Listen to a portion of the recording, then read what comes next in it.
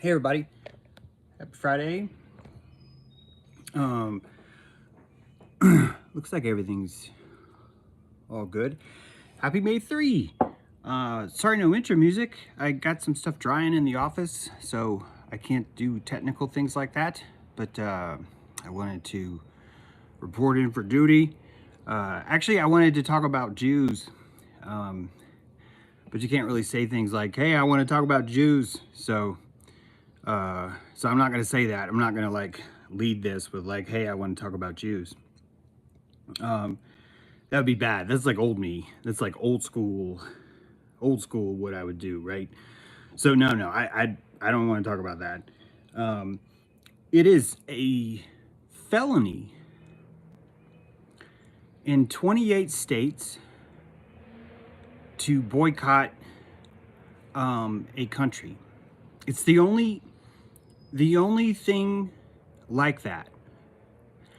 Out of all the special groups that have been harassed throughout history, and there are a lot, this is the only one where a country's origin receives diplomatic immunity as a kind of reparations for the potential the potential of bigotry. And so we end up paying collectively, we pay into a fund, a I am not a bigot fund. And that only works because psychologically we do not like ourselves as completely as we could. And so we create a victimhood Olympics, which competes for our collective shallow sympathy. The shallow sympathy is the oldest form of pagan alms. It's the story of Rome is closer than you think, and so the uh, JDL, uh, Southern Poverty Law Center, these groups are really just pagan tax collectors that have been here for a long, long time. And they're not actually the ones fooling you. They are providing you, meaning the collective you, a public service. It's kind of like garbage. And they're saying that anything that you buy in your house that you might be ashamed of, as long as you put it in a black bag and drag it to the end of the street, no one will ever question it. In fact, if you murder somebody, a lot of people will place the parts of the person they murdered into black trash bags. And this is our magic kind of bag of holding. It produces most of the psychic blanket that we deploy when we're in the field. And you could say that murder is like an extreme version of that, but it's really not. It's blatant version of that. Because all of us are using these bags in the same way. It's to render the world that would otherwise be untenable. It's one thing to see someone else's garbage. It's quite another knowing that everyone can see yours. And it puts you in a certain state, and that state we're not ready for yet. It's a state of full accountability. It's a state of, it's one of the reasons why we wear clothes. I think we should keep wearing clothes. I think clothes are fun. I think that until we are like way advanced, and we've tried nude beaches, growing up, you have this romance with certain ideas. I think an MG, the car called an MG is one of those. A Carmen Ghia is certainly another one. Any kind of air-cooled engine is one of these things. And certainly nude beaches are right up there with, from a shallow perspective, this sounds like the greatest idea in the world. And then as you get closer to the reality that this is happening, you lack many of us lack the fortitude to say, hey, I've changed my mind. I don't want to go to the new beach. And the speculations fly as to why you suddenly don't want to go to the new beach. And no matter how hard you try and explain that you value fashion and it's taken you this far, that you've had to come down this journey, right, to realize that you do not actually like nude beaches, it's too late, because the egregore of peer pressure has really struck its jaws into your back. It's got your skin. And there's only a few who are really able to let go of that. So we end up having to sabotage our own destiny, because we created the destiny in the first place, because we were looking, typically it's like a lack, like, oh, I have lack, I will, I will renovate my office. Or, oh, I have lack, I will buy this large object, or I will go on this trip, or I will do this crazy bad thing. And as long as we have the black trash bag of, I wasn't conscious of that, or I didn't know that, or you didn't tell me the rules, we really see this. I think that when you watch body cam footage of police officers, I think that the truer state of who we are is probably going to be our attitude around the All-Father, our attitude around authority. That when we meet absolute authority, a shedding occurs, and I believe that it's actually the righteousness, the melam, or melamu as I sometimes call it, the melam sheen of the authority, the righteousness of the lion, causes many to whimper, because the whimpering is really just an evaporation of a facade that's not necessarily going to be holdable in the face of righteousness. So the closer we become, the closer we spend time with those who are more righteous, the less we have the privilege of bags of holding, of black trash bags, of spam folders, of evil incarnate, of I didn't know. You see this a lot in the cop footage, because almost every excuse that comes from every person that's, let's say, vehicular violations, the face of righteousness appears, the person is pulled over. And just to illustrate this, the female driver, the violator of said traffic law, a good bit of the collective of who we are is going, she would respond by saying, I didn't know. I didn't know. And this is that black trash bag. And of course, we have the adage of ignorance is no excuse for the law, but ignorance is an excuse.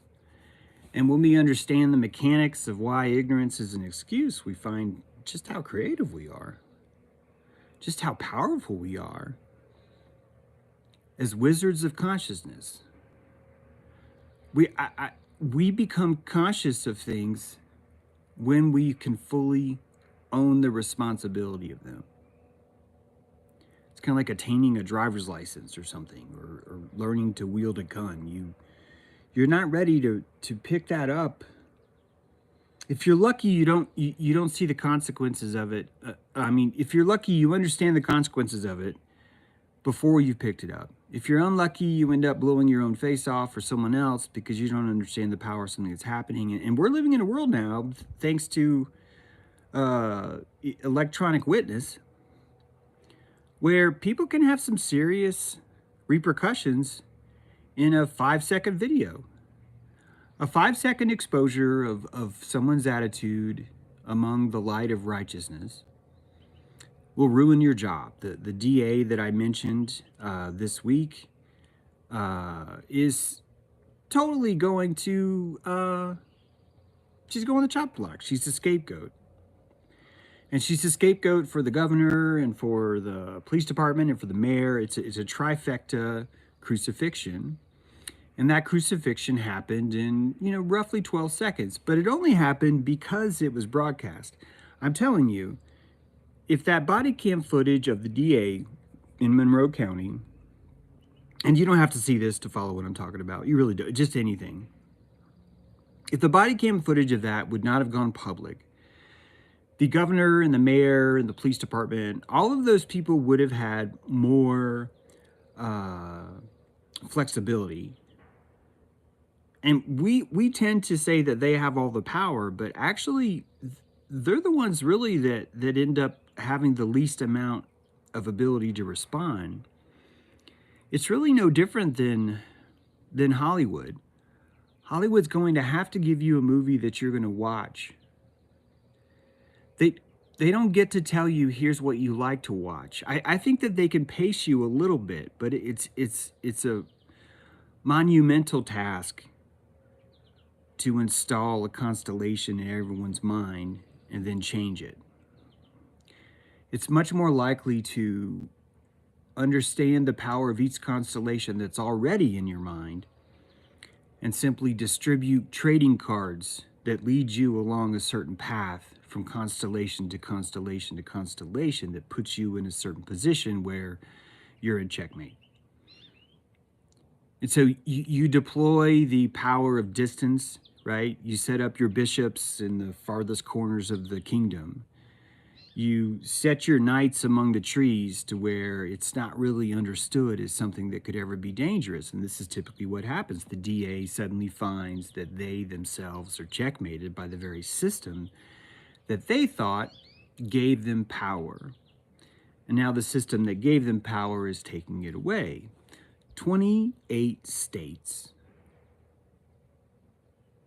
have already, a long time ago, said it's a felony to boycott Israel. Not all of them are felonies, most of them are. The state of Florida, which I bitched about 3 years ago, I covered this. I don't see a lot of other people covering it. I saw no one in the Truth Movement covering it. I think because it required too much reading, to be honest with you. Because in the state of Florida 2 years ago, this should have been huge. DeSantis signed a bill saying that anyone who comes on any college campus anywhere in Florida and says anything disparagingly about Israel is committing a felony. And you could be a veteran on the USS Liberty. I'm a veteran of the Navy, so this just is I feel that I have a personal connection to this because it's like might as well. 158 people, I believe it was, died because of this country. And you, as a veteran that survived that war, that wanted to just report on what it's really like to live in off the coast of Egypt, to actually see what it's like to try and exist in really the armpit of Saudi Arabia. If you look at, guys, just look at the structure of the land. Like there's an armpit of water right there, and at the essence of this rock has for centuries created a salt that just leads to really just some of the most brutal kinds of crusader violence that you could imagine. And that it would be impossible for you to find a good person that could grow out of that soil and turn their back on the very foundation of who they are. And this would go for both sides, right? Like, it's not even fair to call them sides. It's if you want to truly understand what's happening, you're looking at a crashing of trash bags. If you really want to understand what's happening in Israel, you need to look back at why America hates itself collectively and why it's so profitable to create a trash service which walks around and says, hey, as long as you pass these laws that make it a felony to boycott Israel, then you don't have to feel bad about yourself. Ultimately, that's what it really runs every single law that gets passed as a hate crime, is really a an ability to kind of cheat one's own self love in a kind of a way, to gain it through surreptitious means. It probably doesn't make any sense. I mean, it does to me, but I'm probably not explaining it right. But it's a psychological thing, and since we're never going to admit that we would go to war to psychologically feel better, we end up in situations like now. The same thing where you're looking at an entire nation of students that fell for the idea that going into $250,000 in debt is the way to get a job, and now we're like, let's forgive student loans, and it's all those things really come about from the idea of the one who wins the oppression Olympics is the one that comes to college for free, and in order to make that more profitable, we need to make it 20 times more expensive for anyone who doesn't fit, who doesn't make it to the podium on these kind of Olympics. So the Jews are the gold medal. They're the gold medal holder of the people that have won the hearts of your collective guilt the most. They're the ones that were able to create the most politics, the most stories. They were able to submit the most articles to the New York Times, pushing numbers before they even existed, explaining certain things as they existed because they were capitalizing on a weakness that none of us wanted to fix. They were providing a service, an ability to drain the pus out of our guilt blisters because we just didn't want to clean our own wounds. So I think this helps us. And I think that what's happening now with the college protests, first of all, it's definitely something that has been protested for a long time. I've been protesting this for a long time. The fact that it's made national news now is a factor of propaganda. And as you know what we mean about propaganda, propaganda just means what is the fuel to propagate this? Who pays for that fuel? So when you see something make national news, you know that someone with enough clout has done something to stimulate the push to make this a national story. There's a lot of suppression that happens, not necessarily by a military industrial machine, although certainly that talks about it, but that's more of our camouflage we use to cover our own suppression. We only want to see stories that are anti-Confederacy. I can tell you I can go on Skeptico with that Alex Tzeres guy and tell him the true history of the South and just give him the biography off Wikipedia of Nathan Bedford Forrest. And that guy says, I have to pull this show. I can't even show it to anyone. And that's not because it's not factually accurate. At no point could Alex come up with a fact that I was wrong about. His beef was that I wasn't sucking the dick of Frederick Douglass. And he didn't understand that the history of Frederick Douglass is the history of Davy Crockett, is the history of Daniel Boone. You're watching this blur between reality, which is now, and mythology, which is back then. And as you go back from Daniel Boone, Davy Crockett, Paul Bunyan, Troy, you in Olympus, you end up into this flux where you leave the petrification of reality and you remove yourself back into this plasma of mythology. And I'm telling you, this plasma mythology is just belief. It's just lies. It's just the lies that we tell ourselves so that we can not be conscious of certain things. Because if we get pulled over and we face the righteousness of authority, we're going to be able to say, well, I didn't know. I didn't know. I didn't know. I didn't know. And this is why ignorance is such a powerful white belt on the mat. This is why we talk about it as a dojo instrument. You should. The longer you remain ashamed of your ignorance, the longer you are trying to pretend that it's not a vorpal weapon that you've been using to chop off heads this whole time, which makes you more violent than anyone else on the mat. And you're pretending to be a sheep.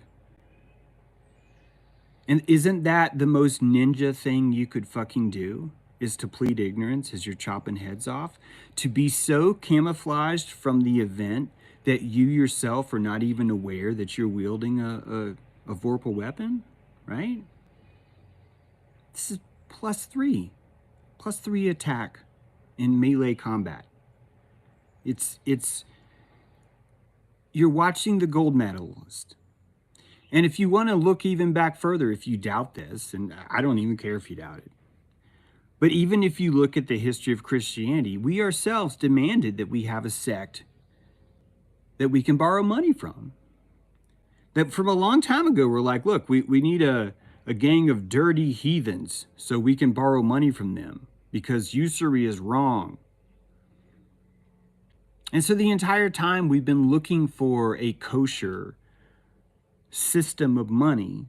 And the irony is we've relied on this very class that has thrived on being the bottom feeder. It's the undertaker of your guilt.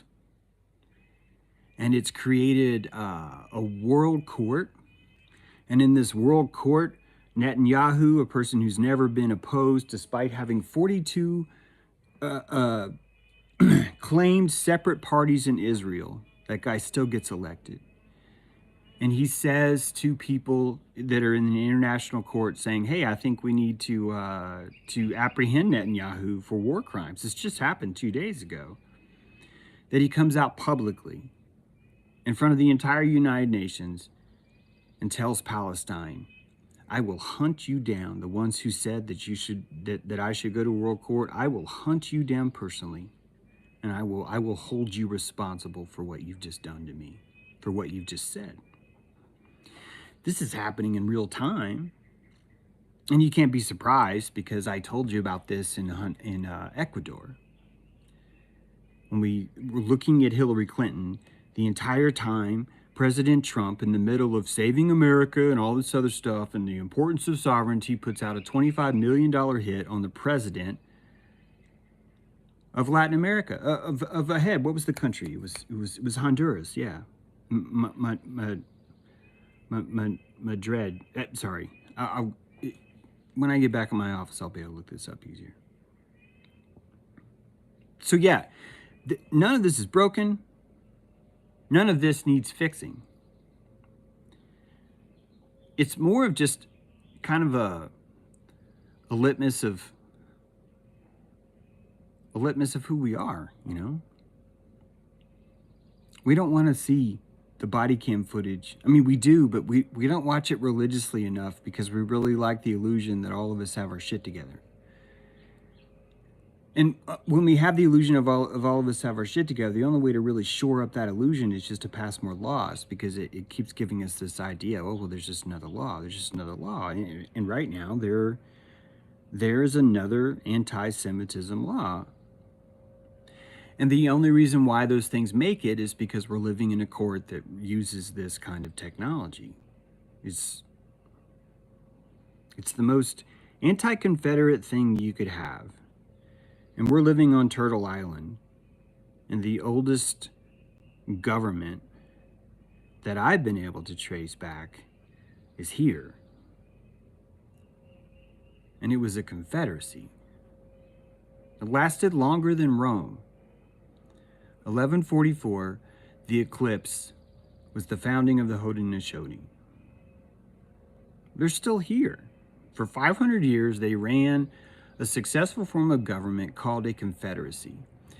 And we as a nation have the worst connotations, the worst racial slurs, the worst trash bag, shallow thoughts that we can possibly have about the only people who, when they were here in this country in the South, were integrating with the Native Americans.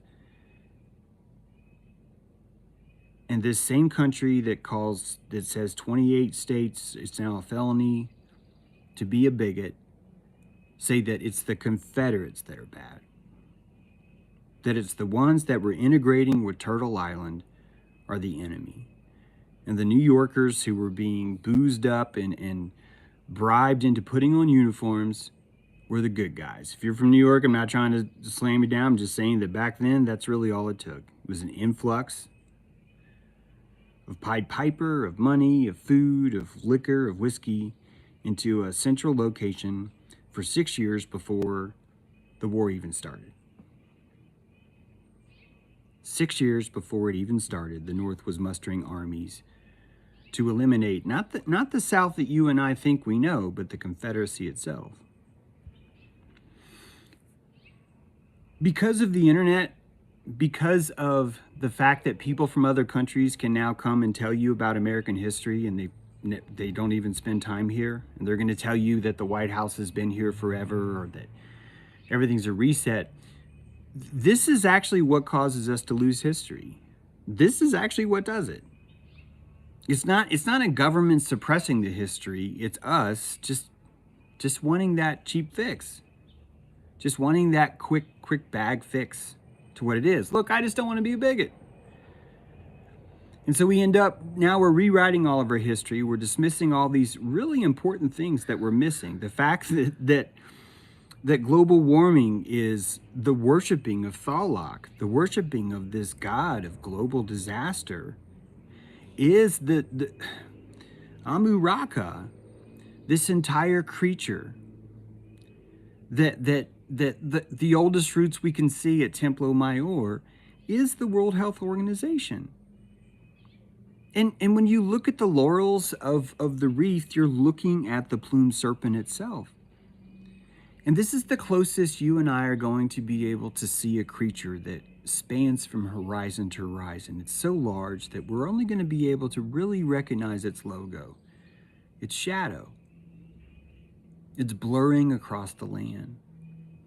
And I think as long as we remain afraid of that beast, as long as we refuse to animize the truth in the room, we're going to keep asking for people that's selling us these trash bags that come by and offer us this service.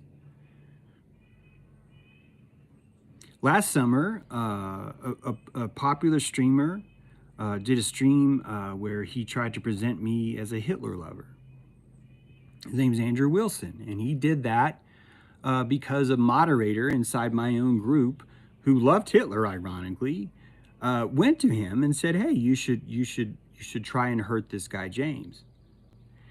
And even in the face of one of the worst eugenics test cases that we've ever seen, even in the face of some of the biggest shifts of government taking 2 steps forward and waiting 15 minutes, we've watched ourselves cannibalize our own quest for betterment.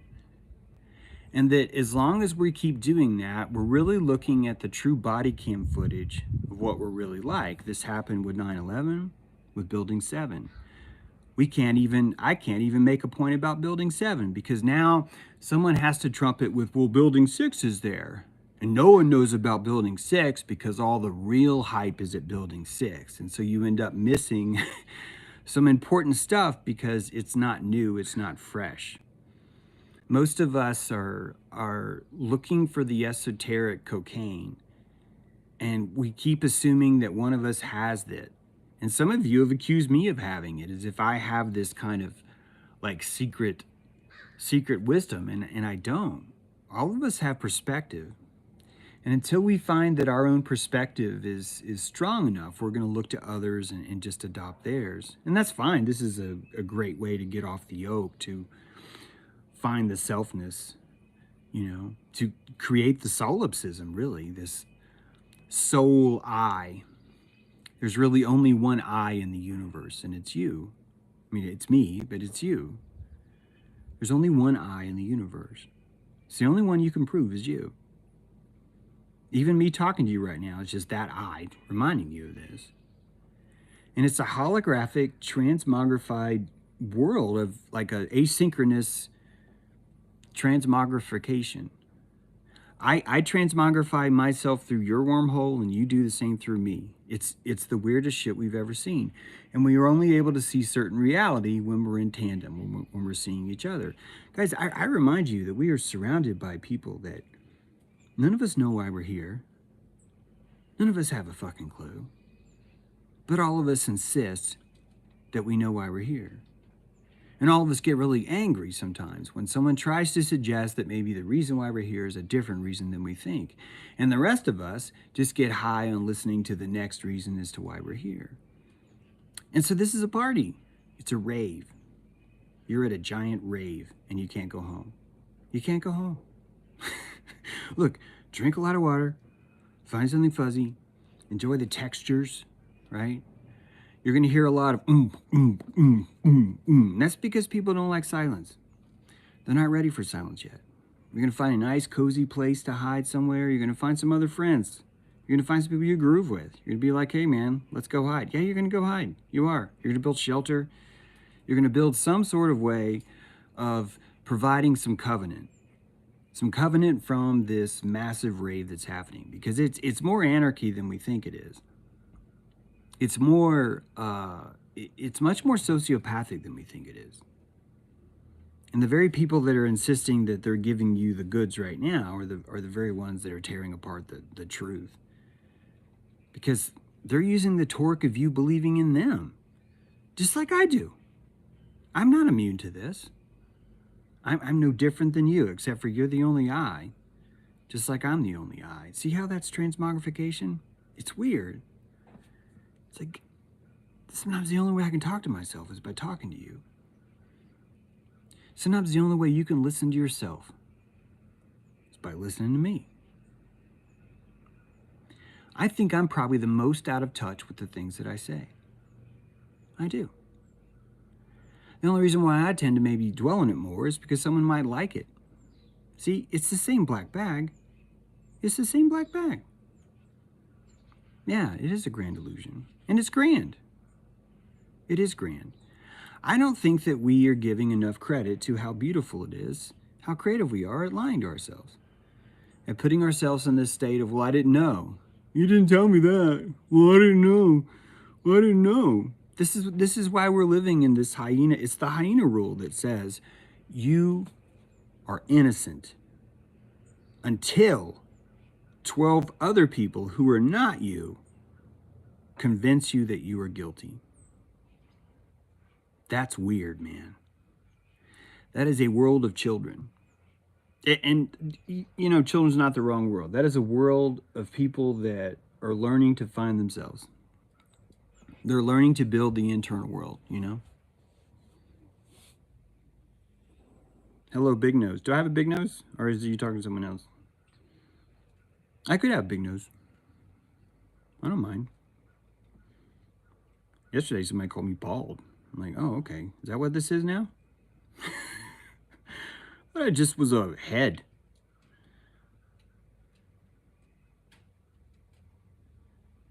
Yeah, better to smell you, but then, man, I think that's why we get sick when we travel. A lot of times people get sick when they travel because they go and they smell the other people. And because smell is so much more, we're so much more vulnerable through our olfactory that our immune system ends up freaking out.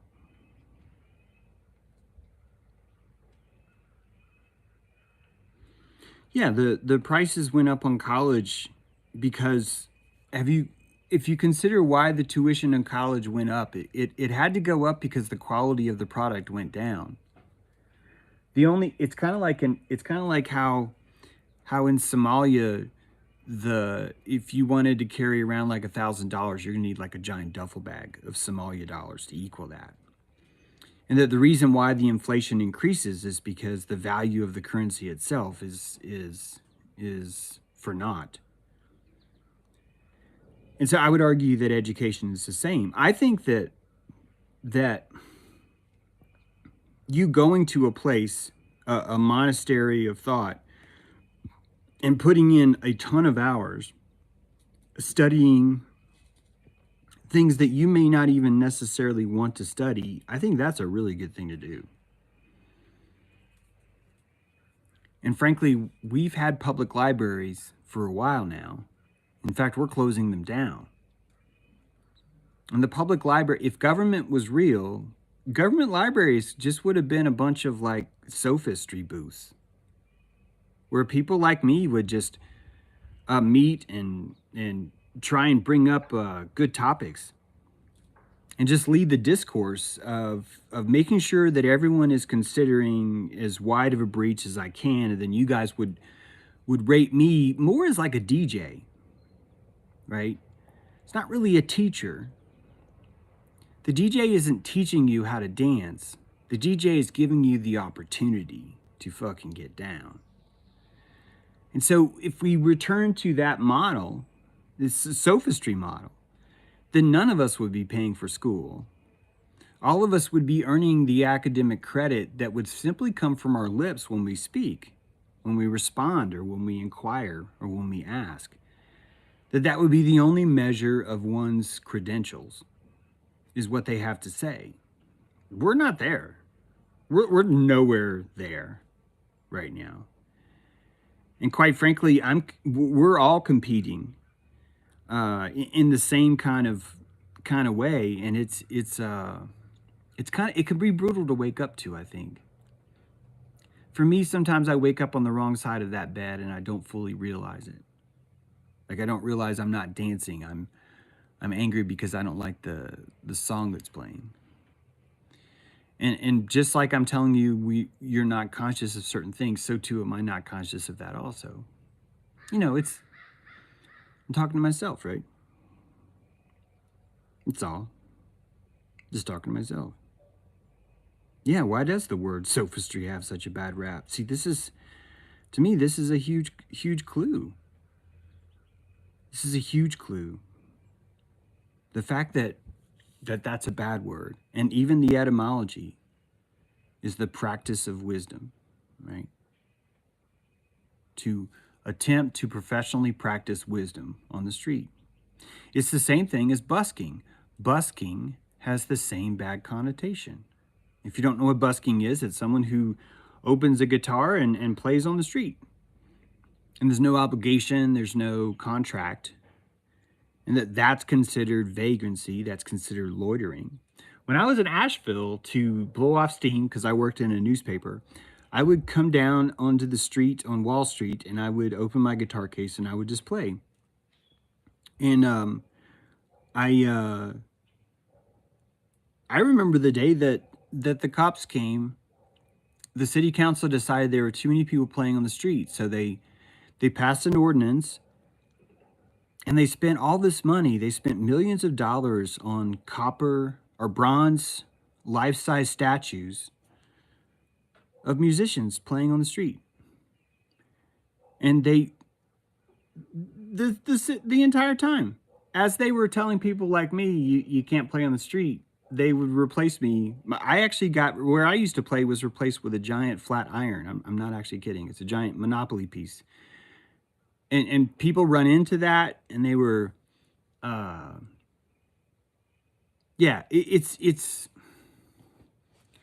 these things happen for a reason. They happen for a reason. And you know, that's kind of where we are now. The protests on the campus are not necessarily an organic change. It's more of a temperature that's proving that the turkey's ready and that Zionism is just, it's done. I don't think that the forces behind Zionism are done. I just think that it's like the drama of this being a Zionist thing is really worn out. I think the Apollo moon landing is kind of a good proof for this. Like, you're watching the brackish water mix now when you bring up World War II veterans. There's not a default anymore to like, oh, we must homage and pay them reverence because they saved our lives. Like, that doesn't really happen. Now the connotation of a World War II veteran is usually someone who's not really smart. I think this is healthy. I think that the people that were gaining the valor and the self-worth from the decoration of this, you know, of the badge, I think that they were doing just what anyone else is doing, just looking for self-worth, the same way New Yorkers were that were, being bribed to march the streets with guns. And we're being convinced that later on by Sherman, right, that we have to go just burn the shit out of these villages because these people are bad. Like this, that doesn't take much. It doesn't take much. It's like any drug dealer. You just give a few free samples and somebody's hooked.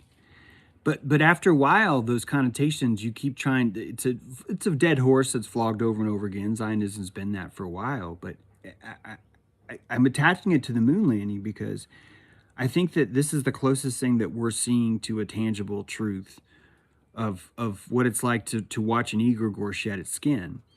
The old Maya illusion that we landed on the moon is just not going to cut it anymore. The old Maya illusion that this is professional wrestling, people are throwing chairs at each other, and it's Democrat or Republican is not going to cut it anymore. The old illusion that there's a central rock that God called holy base, and that the people that get there the first and plant their flag are going to live for eternity. That these are childish games that people aren't going to play anymore. It's a lot like kick the can, and I fucking love kick the can. But there was a day when my friends didn't want to play that anymore. It was a sad day.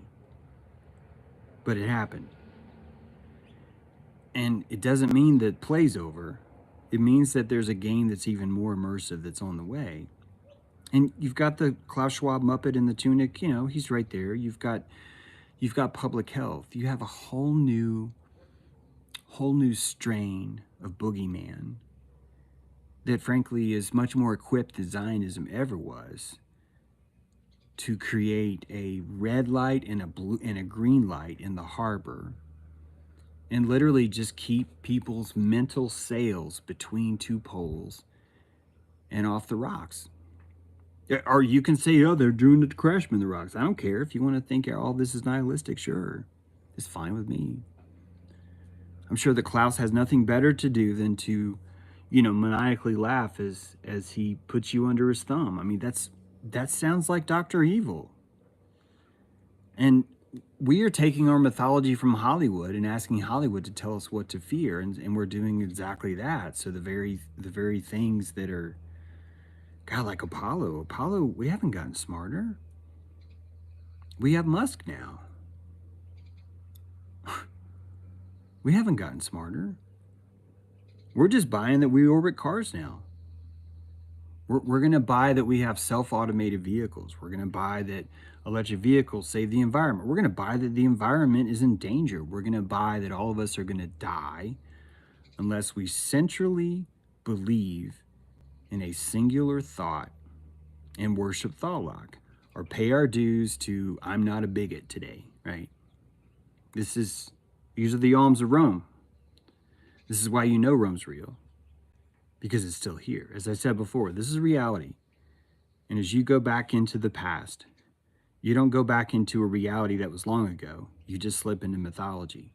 It's so difficult to understand that you've been able to render this entire world. I know. And you can call me crazy or whatever you want to say for suggesting that this is the way it works, but this is the only proof you can know. And there's going to be a time where you're going to pull off your visor and you're going to try and tell the righteousness that's staring at you why you fucking acted this way. And you're going to try and say, I didn't know. And it's not going to work. Do you know why it's not going to work? Because you have a nose. Because you have maybe a big nose. That's why it's not going to work. Because you can smell the truth the whole time. May my eye be single, right? From two eyes to one. So simple. Yeah, red and green. So in universal boating, right? Typically when you go into a harbor, you keep the red to starboard. God, I hope that's right. If not, someone just crashed a sailboat. So it's like it's like a meta language, right? The coloring of that. And just the nautical, the admiralty law, things like that. Hey, Raina, good to see you.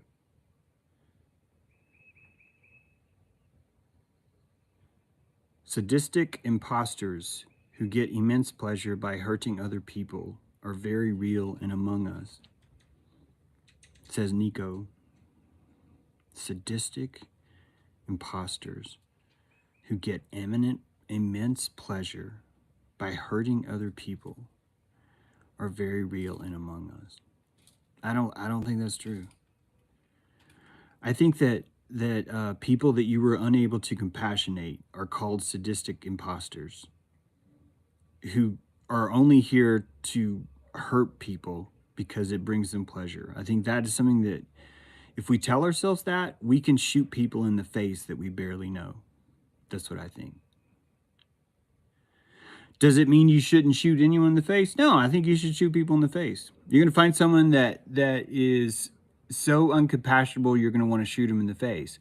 But if you want to tell me that it's because they were born as this innate seed of evil and that they were naturally placed into a place where they get pleasure from watching you suffer, I'm going to say I don't actually think that's true, just simply because I know how the face works. And so when you were giving someone else pain, you would be feeling that pain too, if you were truly owning that, which means that you're actually not feeling pleasure. So the sadistic imposter, Nico, isn't feeling pleasure. They are feeling pain too. So it's not actually pleasure they're after, it's pain they're after. So let's amend that. Sadistic imposters who get immense pain by causing pain in others are very real and among us. And now we're a little bit closer because you're looking for someone that wants to resonate the same experience that they've had probably in their past. Typically, if you're going to derive what you're calling pleasure from extracting pain or feeling pain, it's typically because you felt this before, and if you can repeat it, you're going to return to a state where something dynamic can happen. Either you can go deeper or you can change your posture from revisiting that in a voluntary way. This is where most of us power up. We go back to Dagobah, we go into the cave with Darth Vader, and we chop his head off. We have to go back there though. We have to go back there. So you still get to chop off people's heads, don't worry. You still get to call people evil and blame them for your problems, okay? But you don't get to say that it's because they were inherently born to extract pleasure from causing you pain. That actually is not sustainable. And if that's not sustainable, and it's not, there's no way that that's going to survive as like a vital, necessary nutrient that's just in the soil, is what I'm saying. Even kudzu, that you could argue would be the closest thing that we could call to evil, is a type of slow burn. In other words, the kudzu doesn't even survive to stay. After the kudzu clears a mountainside, the kudzu has nothing else to survive, so it dies. And now you basically have committed the safest forest fire in the world. However, kudzu would definitely be one of the most evilest, sadistic plants in the same definition that we're giving now about these people, right? So if you compassionate kudzu, you understand that kudzu is actually a vital part of this. If you compassionate fire, you would do the same. It's hard to compassionate fire. It's hard to compassionate kudzu. It's hard to compassionate pedophiles. It's hard to compassionate Klaus Schwab. But to me, it's harder to compassionate the truther who's like, yeah, I'm going to go fucking kill some Confederates, because those were truthers. Those were truthers that were doing that. They were the ones that were like, yeah, I'll take a free gun and free food and free this and free that. And sure, yeah, let's go fucking kill the ninjas or the Hottentots or the Luciferians. You don't think the Confederates were just the Luciferians? Because they were. Same thing as the racists or the Nazis, right? I'm telling you, Nico, and I'm singling you out. I don't care. Fuck, man. What are you going to do? Unsubscribe and defund me and tell everyone how evil I am, or call Andrew Wilson to do another expose? Fine, that's fine. I'll survive. And sorry for even picking on you, but truly, if you catch yourself thinking that that's what exists out there, what you're really doing is granting yourself permission to shoot someone in the face with shallow witness. And that just leads, I think, to a worse place. And so that ends up being the very thing that created Zionism. That's my opinion. So what do you do with this? First of all, you can ignore my opinion. That's fine. Most people do. Most people hate this idea. Most people get so mad when I suggest to them that evil is not what we think it is. It removes their ability to use a spam filter, and quite frankly, they don't want that. Who's going to survive like that? In a way, I'm telling you, you can't have earplugs when you're listening to music, or at least that's what it sounds like I'm saying. I'm telling you that instead of ignoring the bad song, you can actually find a way to enjoy it. That's all I'm saying. That's all compassion is doing. And yeah, you still get to shoot the DJ in the face. You can shoot the DJ in the face. You can do that. You can kill anyone in this world you want. And you know what? When I went on Twitter as a truther and I was first learning this, and I was all convinced that everyone was evil, that there was this secret group of people that were evil, and that they were doing this and that they were doing that, it suddenly occurred to me that if I called everyone's bluff, and I did, and I said, hey guys, if we know that John Podesta is really this way, well, of course we know it. What do you mean if? Of course we know it. Then my question is, why don't we just collect him and kill him? If John Podesta did all these evil things, this is a hypothetical YouTube algorithm, holy fuck. But if John Podesta did all these things that we believe that he did, then it would be a morally good decision in a defunct government to go and put the law into our own hands. So why don't we? Why is it that so many truthers insist on sticking on Twitter and just talking more and more and more about how evil John Podesta is? Why is that? And I think the reason why is because we do not fully we're not ready fully to understand who we are, how we function, and how all this works, and just how important it is that we black bag each everybody. If I was running this country and I was in charge of like moral continuity, I think I would realize that I would have to set up a plank somewhere, and I would have to have people walking that plank at least every full moon. And I would declare a sort of informal Lupercalia where I would have an Epstein or a Guadalcanal Diary or a Vietnam or some sort of Osama bin Laden or some sort of figure that would allow me to exercise the people through the transmogrification of a crucifixion of an archetype. And that by doing that, you're able to quelch a good bit of violence, but even more importantly, if you start to do this for hundreds of years, for thousands of years, you get to do what the Iroquois Confederacy did. They said, you know, Tadaho's not going away. The people that we want to shoot in the face are not going away. Let's do something different. They created the probably the best solution you could have for that. The Fletcher Memorial Home for Incurable Tyrants and Kings is what they did. And through one simple rule, by declaring unanimous government, unanimous consent, they rendered Tadaho completely impotent. They took away all of that power.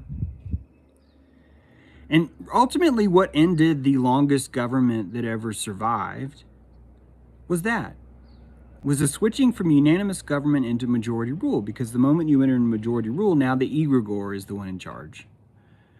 And the egregore should be in charge because we do not own ourselves yet. We are still convinced that there is a scapegoat that resolves us of our own problems.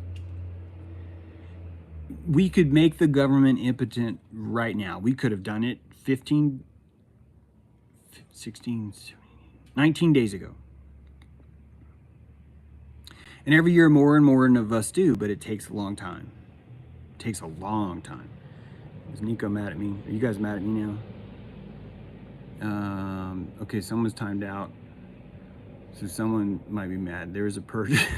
There are plenty of people that don't have families. Speaking of Twitter, what's with the...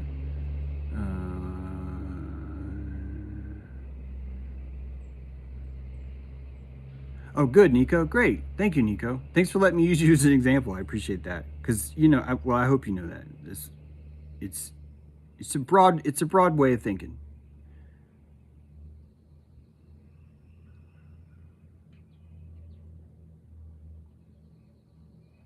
You guys are saying a lot. There's too much for me to read. This is some good stuff.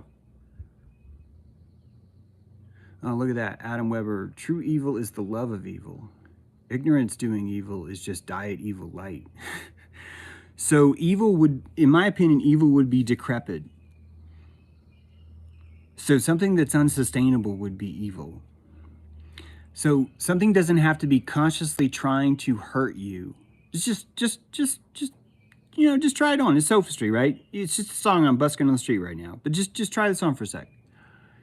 Evil is not a conscious. So to be conscious in the wrong way to think about evil, in my opinion, is that there's a conscious intent to be evil, and this is why evil exists in the world, because we've strawmanned it into this. And if you think about it, that's an oxymoron, because if you were to be conscious of being evil, I don't think that you could actually be evil. I don't think that's possible. And I think this is where we misunderstand ourselves, because we do not trust our own hardware. I don't think that we're inherently good because I believe we're inherently good. I think people treat me awful here. I've had an awful experience here from most of the people in the world. I get some of the shittiest comments every day. So just so you know, none of this is from a unicorn perspective. I'm in pain right now from a surgery I had 15 years ago. It burns like a fucking bitch, okay? So just so you know, I'm not like having a good time here. I genuinely think this simply because I look at anatomy. There's just so many chemicals that flow when you think that you were doing good. So if you really, in my opinion, I don't think it's possible to be that version of evil, the Disney version of evil, and to be conscious of it at the same time. The old etymology of evil simply just meant decrepit, or something that's unsustainable, which meant feeble. Feeble, evil, evil, feeble. These are really closer to the... Now, I'm not saying that because that's the old definition, therefore that's what it means. I just want you to carry this out a little bit and think about it, because if we come from a world where we're constantly crucifying ourselves or cutting off the edges of our dicks, or whatever kind of penance that we need to do, boycotting, making it a felony in 28 countries to boycott, right? Insisting that everyone needs to take sensitivity training, because apparently when all of us see someone that has a different color skin, apparently we turn into mad riotous bigots. And this is exactly what we complained about the South, when the South was the ones integrating. So we clearly have a schism where we do not trust ourselves. And I think it's healthy that we don't trust ourselves, because quite frankly, look at the way we behave. So I think we know ourselves right on. We're very conscious about that. So let's come back to evil, because the idea that I'm putting forward is that evil would only be an unconscious thing. To consciously try and hold evil at its truest state would be to decrepitate yourself too. You would only be able to emanate evil if you were the evil incarnate. To be evil incarnate is to kudzu yourself out of existence. If some of you don't know what kudzu is, it's a kind of ivy that grows like an inch a day. In the South, it covers telephone poles. It looks like these ghosts moving. It's some of the most beautiful stuff you've ever imagined, but it covers everything. And you could look at that just like you could look at a fire, just like you could look at a tsunami, just like you could look at an earthquake, a volcano, a fucking pedophile, or a giant government that just constantly murders people around the world and just says, eh. And all of those are going to be generated and run by people that think they are good. And that the reason why they're doing it is because they feel that they're good. Saddam Hussein, you guys, you want to... I think that the mentality of Iraq is very similar to the mentality of Egypt. And that in order for you to have a conglomerate that's large enough to call itself a country, you are going to need a law enforcement there that is just downright brutal as fuck.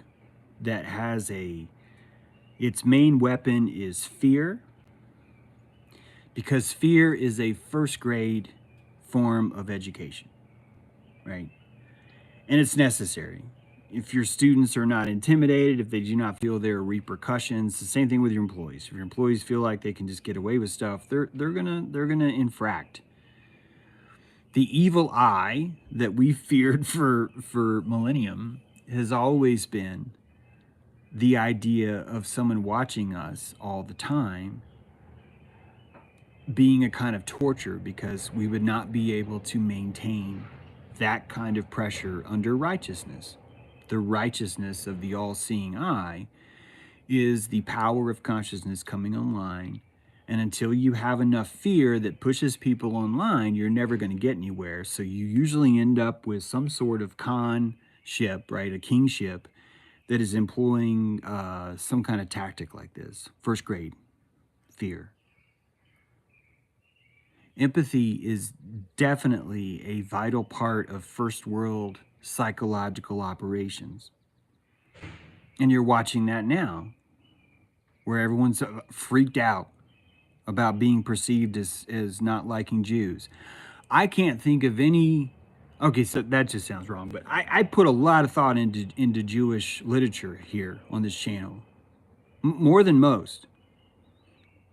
I think I'm one of the few people that really put so much effort into trying to correct the record on what the Talmud actually was versus this caramelized idea of what it's like to strawman the Talmud into this.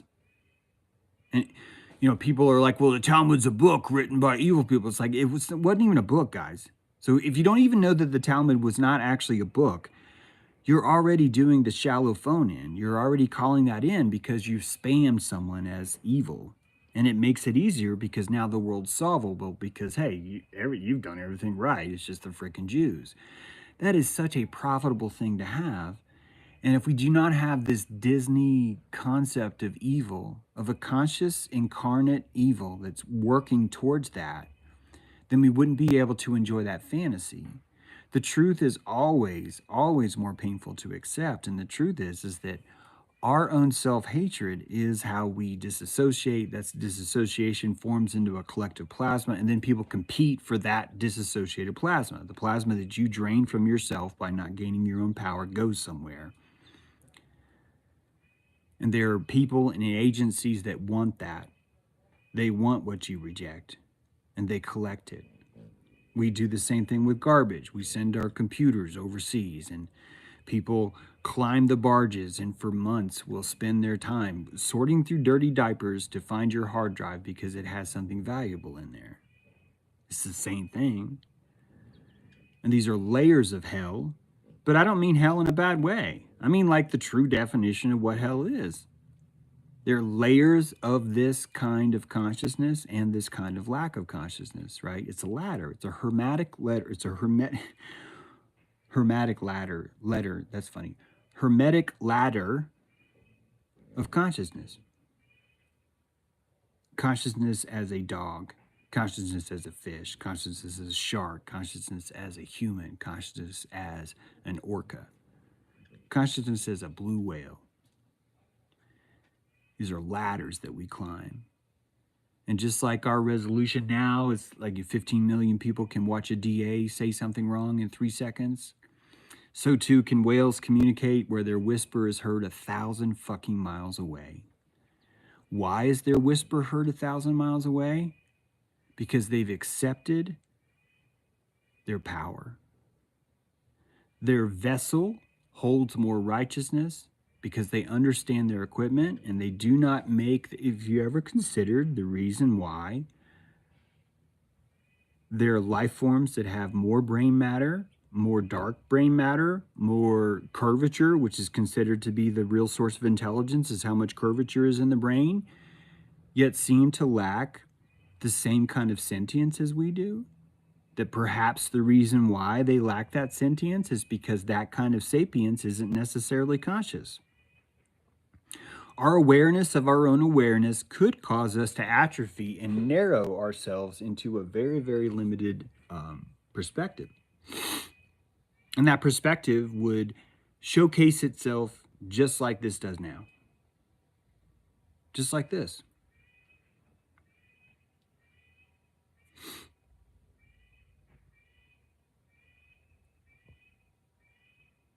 How you guys are going?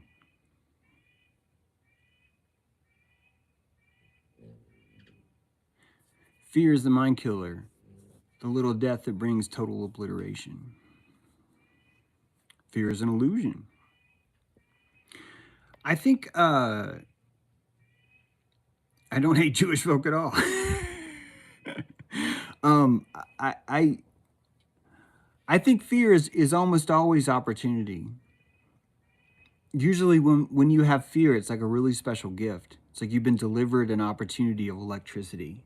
And it's you can't induce fear on yourself. It's hard to induce fear on yourself. I shouldn't say you can't. It's hard to induce fear on yourself consciously. There's the answer. There's the right way to say it. It's very difficult to induce fear onto yourself consciously. We will recreate certain traumas that we have to bring ourselves back to that fear. So to me, your fear is always the precipice of power. It's always a precipice of grand functory change. It's just a matter of whether or not you will seize it, you know?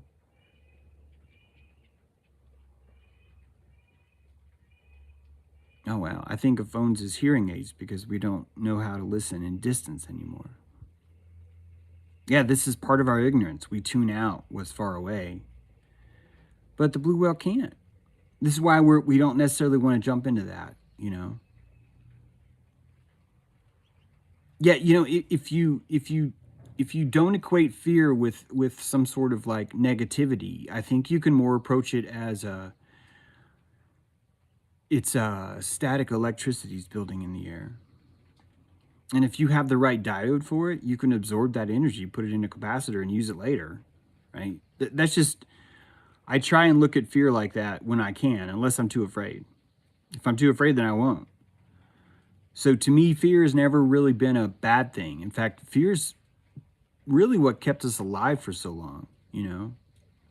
That we're not ready to consciously see something, but the haunches of our skin, the pores of our skin can perceive these things, and so starts to give us these warnings. But the mystery of it keeps us to where we don't shock, so we can still run away. Do you see what I mean? It's like that.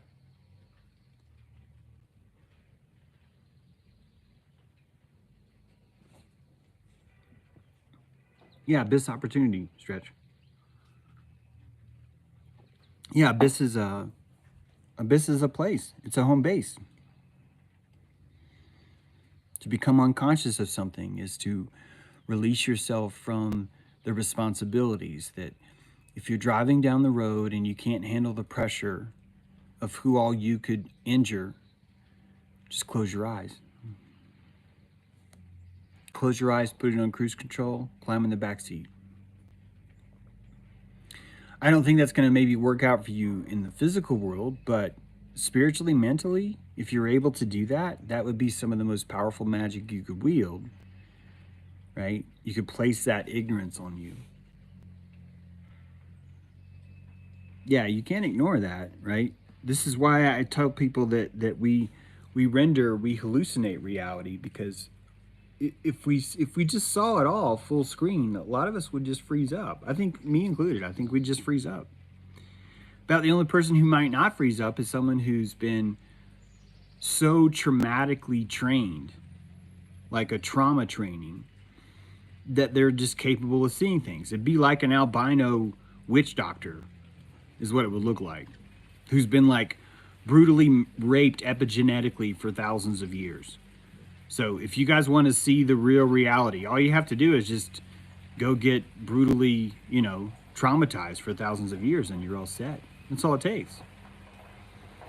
And I think if we understood the leveling up of the trauma we experience, I think we wouldn't. I mean, we already know that it is kind of a badge, you know, like tattoos. The fact that we like tattoos is kind of, I think, reveals that we do recognize trauma as a spiritual awakening, but we're not willing to accept it as a kind of medicine, right? So we're still embracing the sympathetic medicine.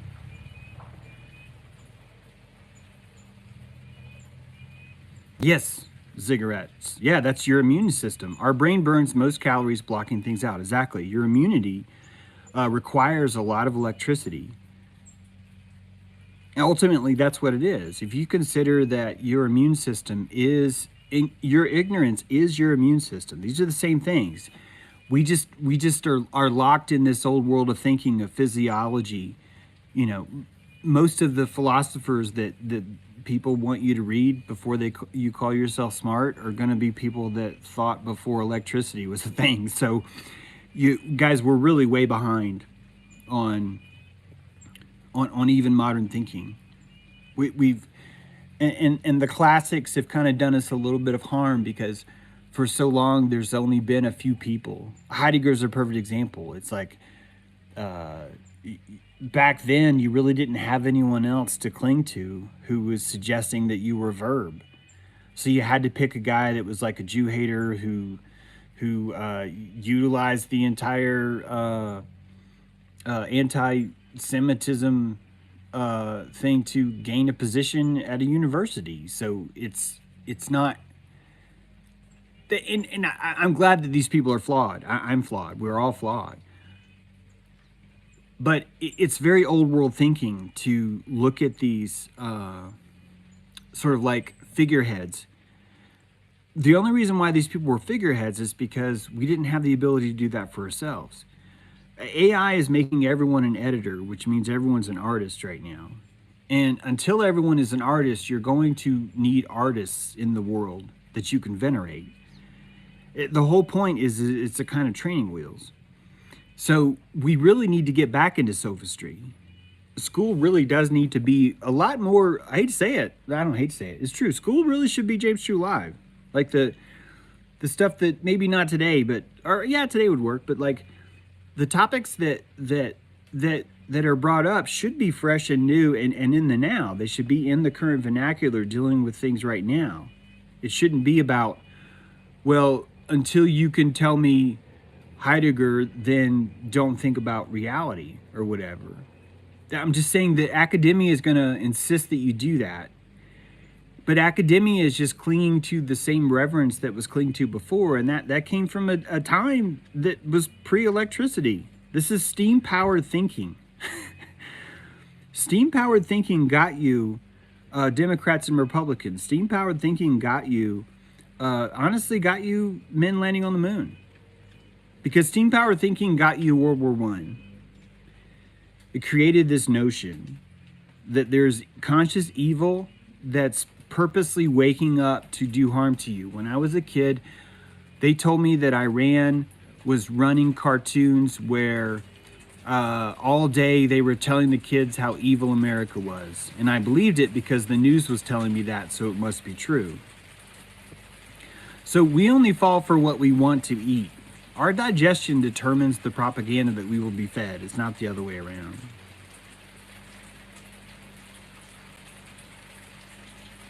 Oh, good. Thank you, B. Yeah, I think that school, I do think it'll get there. But school really needs to be a lot more like this. And as I predicted the end of the police earlier this week, I really do think that that's just going to be impossible to maintain. That'll just increase the smart cities even more. There'll be much more AI used to grant privileges and, more importantly, to take them away. I'm not excited about it.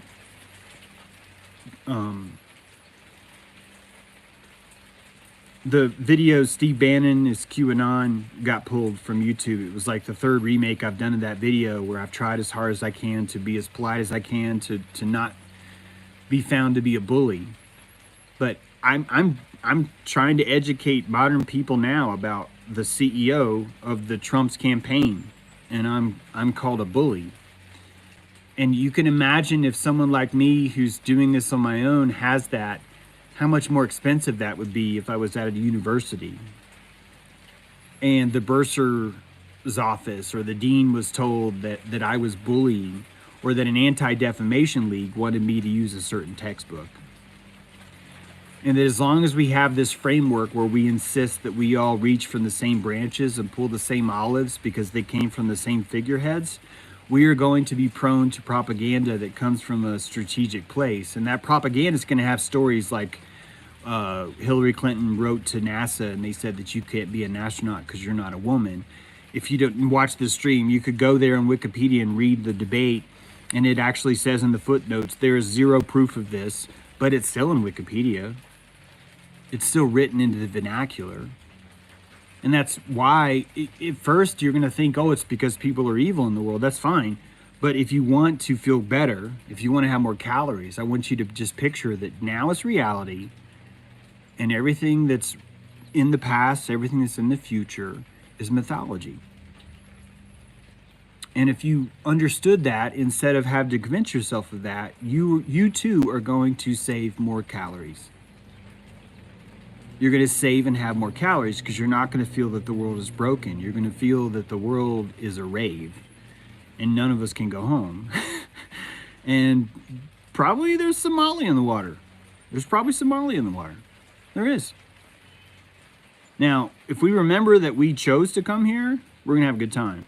If we feel that we've been dropped here against our will, we're going to fucking have a bad time. We get to choose, right? Hey, would you guys buy my book? My new book? My new book's out. I got 9 reviews. I could use a lot more. People are so much more about the Igor that they're like, oh, it doesn't have enough reviews, so I'm not going to read it. But all the reviews have been 5 stars. It's called Black Eye Club. It's a story about this like, you know, it's like this guy, he falls in love with this woman, and he can't say goodbye to her, so he clones her. And then he's really smart. He develops this serum. This serum goes in your eye, and it gives all these world leaders and these like upper echelon people the ability to see things in the world that they couldn't see before, kind of like smells. It kind of like, it breaks down all of what modern science really is doing, and gives you kind of like some scenarios as to where it's going. A lot of it deals with genetics, the fact that you know, that ultimately our genes are the final software frontier. And you know, we're having this whole issue with clones right now, and with genetic modification, and even with abortion. And all those issues have already fundamentally changed in the light of, it's not really new technology, it's actually pretty old technology. But it's new technology in the sense that the collective is finally willing to start to discuss these things. And so CRISPR is sort of like a, hey, can we talk about this now? And people are like, yeah, as long as it's just like really small. Yeah, it's just theoretical. And that's kind of where we're at now. But this will be,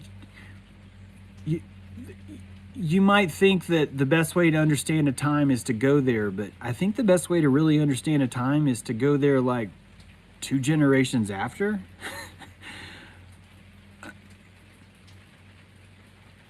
Maybe it's not the best time, but if you go there 2 generations after, you're going to find all the petrified kind of gunk, and you can use that to extrapolate what was really happening there. But until you can actually see what everyone is rejecting, it really becomes harder to have that oracle of truth, right? As to what you're actually seeing.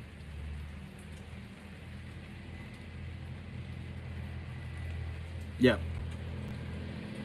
CRISPR is such a, it's a fucking great book, you guys, says Raina. Thank you, Raina. Thank you. Thank you for reviewing it too, Raina. That means a lot. Hey, Renegade, good to see you. Don't be anti-symmetric.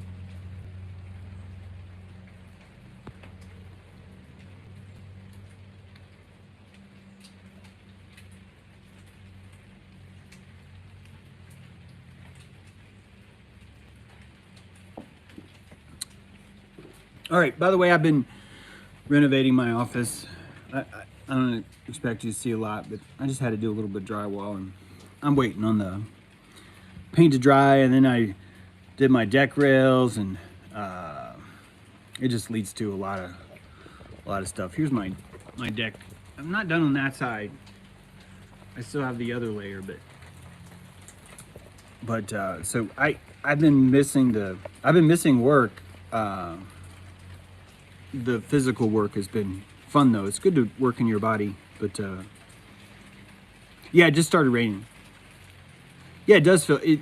I love working physically. It's great. It's so funny how for so long we were all like, oh, you're a white collar if you could stop physically working, and I'm more just like, man, I really wish I was a blue collar. This shit's fun. It just feels good to move the body around, you know? It feels good to read too, though. That's for sure. Grass is always greener, you know? Happy splitting of Mount Olival. What does that mean, Lex? Does that say Lex? I'm having nearsighted issues. Lex von der Kudu-Wittering. Yeah, what a difference a year makes, Stretch. Wow. This time last year, I was heading to Rhode Island for 5-5. Yep. Yeah, it feels... I'm actually kind of creating this for you guys. I'm not trying to sound all like, but the studio that I'm making is more because I just want it to be dilating. Someone earlier said, you're boring, you know. And I hear that all the time. Like I'm listening to the paranoia all the time of is my show dilating enough or whatever, you know. It's tricky because I wish I could just like tell you to be scared. I think a lot of you would be like, this is more exciting now, you know. And it's not that I don't want you to be scared. I just want you to capitalize on your fear. That's all. I just want you to capitalize on your fear. And it's selfish. It makes my life better. When all of you capitalize on your fear, my life improves. It just does. I mean, collectively, that's how it all works, you know. If less of us were falling for what was happening now, then DeSantis 2 years ago never would have been able to pass the it's a felony in Florida to say what happened on the USS Liberty. I mean, seriously, you're a veteran on the USS Liberty, and you come to campus to give an eyewitness account, and you are not being politically correct, you can go to jail. I wish the fuck that would happen. I think if veterans were really veterans, I mean this, I'm a veteran, so I can say this. I'm really disappointed in veterans. Massively disappointed.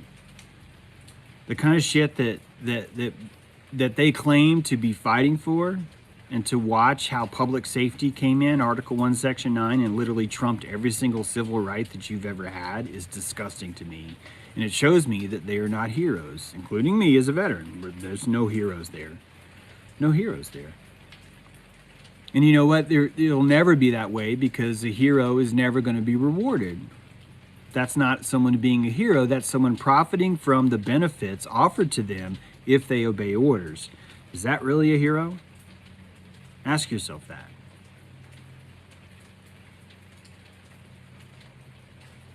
Do we reintroduce ourselves to our dearly departed when we die? Do we see them again as them, or do we recognize them from the feeling and scent of them? I'm 28. I miss my dad. He passed in December. Is that Kazna? Is that if that's pronounced right? Kazna. This is just one take, of course. I used to think, no, reincarnation isn't real because I think people are afraid of dying. This is what I used to think. Because people are afraid of dying, they're going to say that reincarnation is real. That's what I used to think.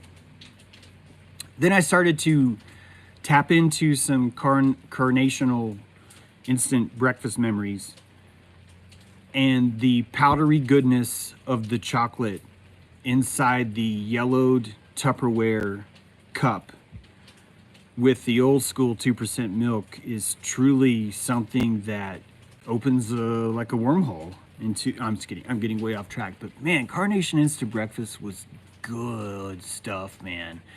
They had strawberry, I would drink it. It's not like, you know, I'm like, oh God, let's kill this man who brought strawberry. They had vanilla, I would drink that too, but holy fuck, that Carnation Instant Breakfast chocolate flavor, it was like a, kind of like flour, basically. It's like a flour, and you pour milk in the flour, and you stir it up. Man, that was good. Man, that was good. Shit, I was talking about something. Oh, yeah.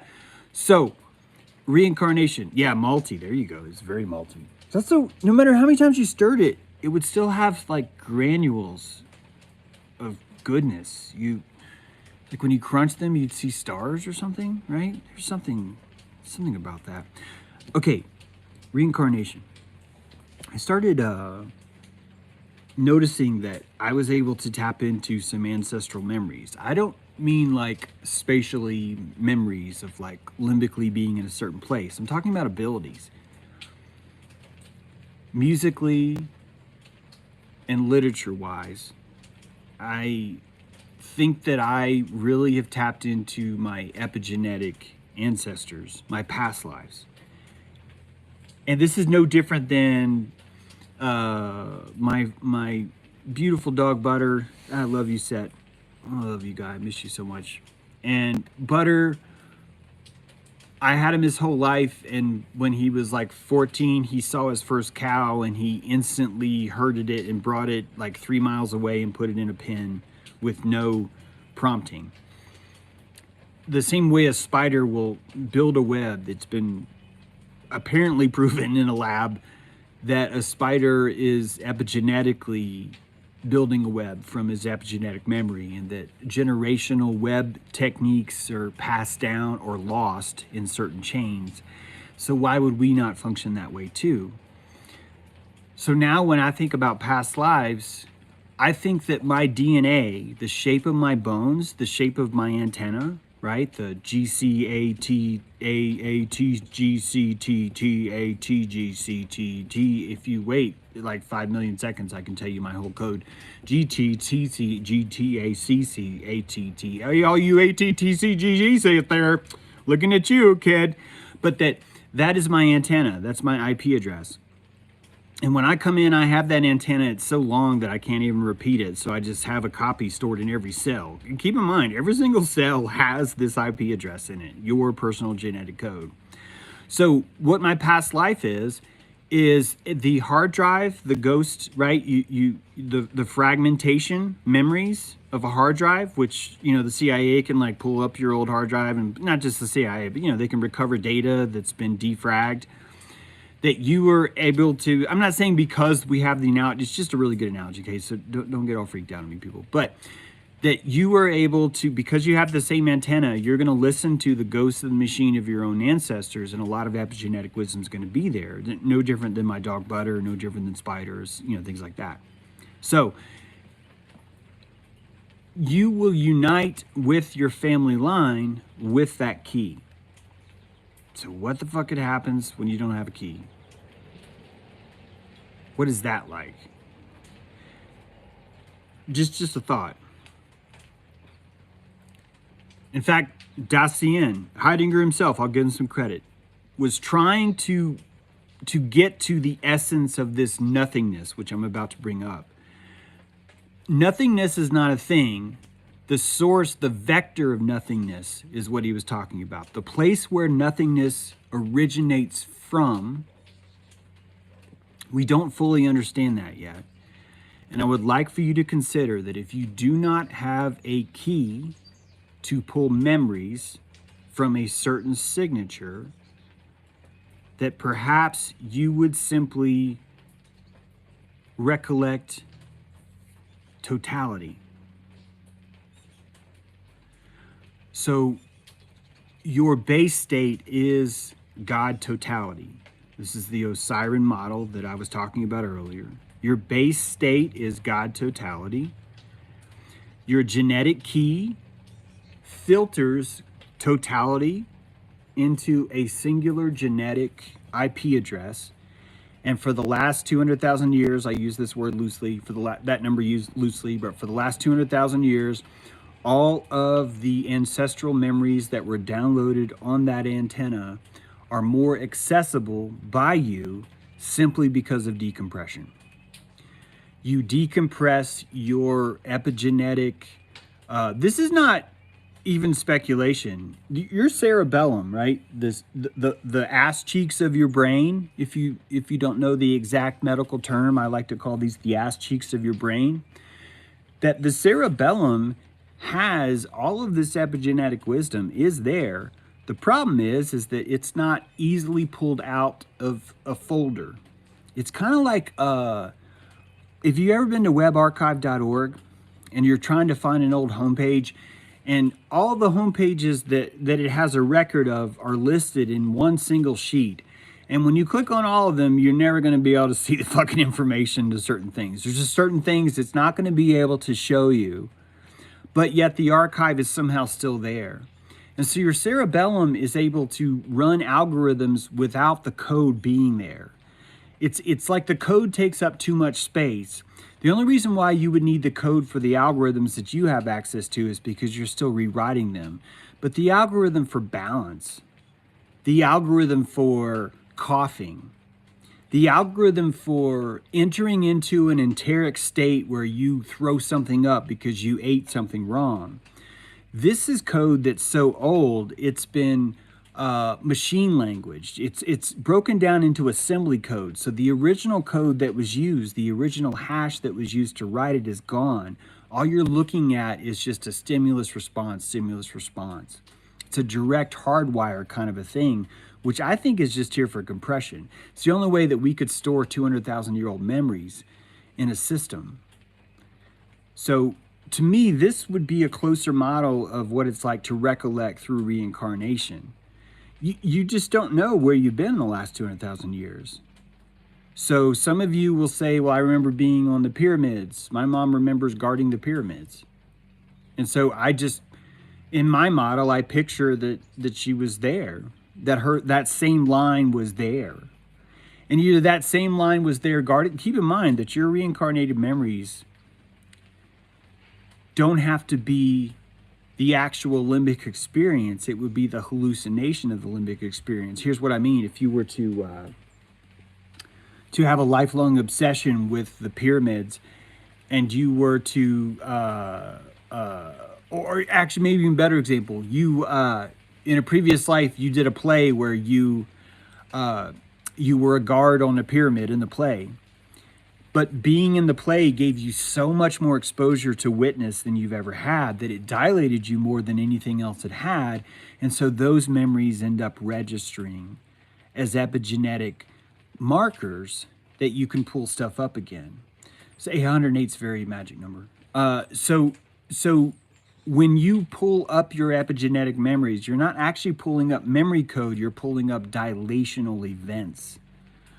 I'm suggesting that the only reason why you're able to memorize them is because they were dilating in some way. If you were to successfully herd a cow for the first time as a dog, and you were to be rewarded for that, and you were to recognize that this was the task that I was trained to do, you would be more dilated than you would be had you not done that.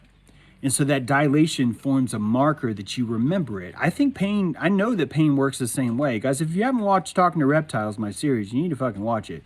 And if you don't want to watch that series, read the book Black Eye Club, because it's telling you this stuff. Because the same thing that the pain happens. If you experienced a snake bite 3 generations ago, epigenetically, you have a fear of snakes because that code is strong. That code is running in you. And this is why I say fear isn't necessarily something to be afraid of. It's the opportunity to hack ancient cerebellum code that you're only going to be able to hack when you have that fear state.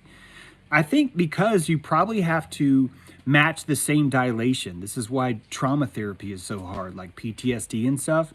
If you want to cure someone who's in shell shock, you have to return them to the shell shock, but in a voluntary way. How the fuck do you do that? And one of the ways we do this now, believe it or not, is for virtual reality, that people will reenact car accidents in a bona fide way. This actually helps. I actually worked on some of this stuff. But by simply recreating the car accident, one can enter a VR experience of that and just lose that panic response they have because they're able to practice under the fear. This is what I was talking about earlier about how fear is this way. I only have 32 likes. 32 is a lot, but it's still what the Masons would call a non-royal number. It's still a outer church kind of a number, which means that we haven't even broken into the esoterics of what I'm saying.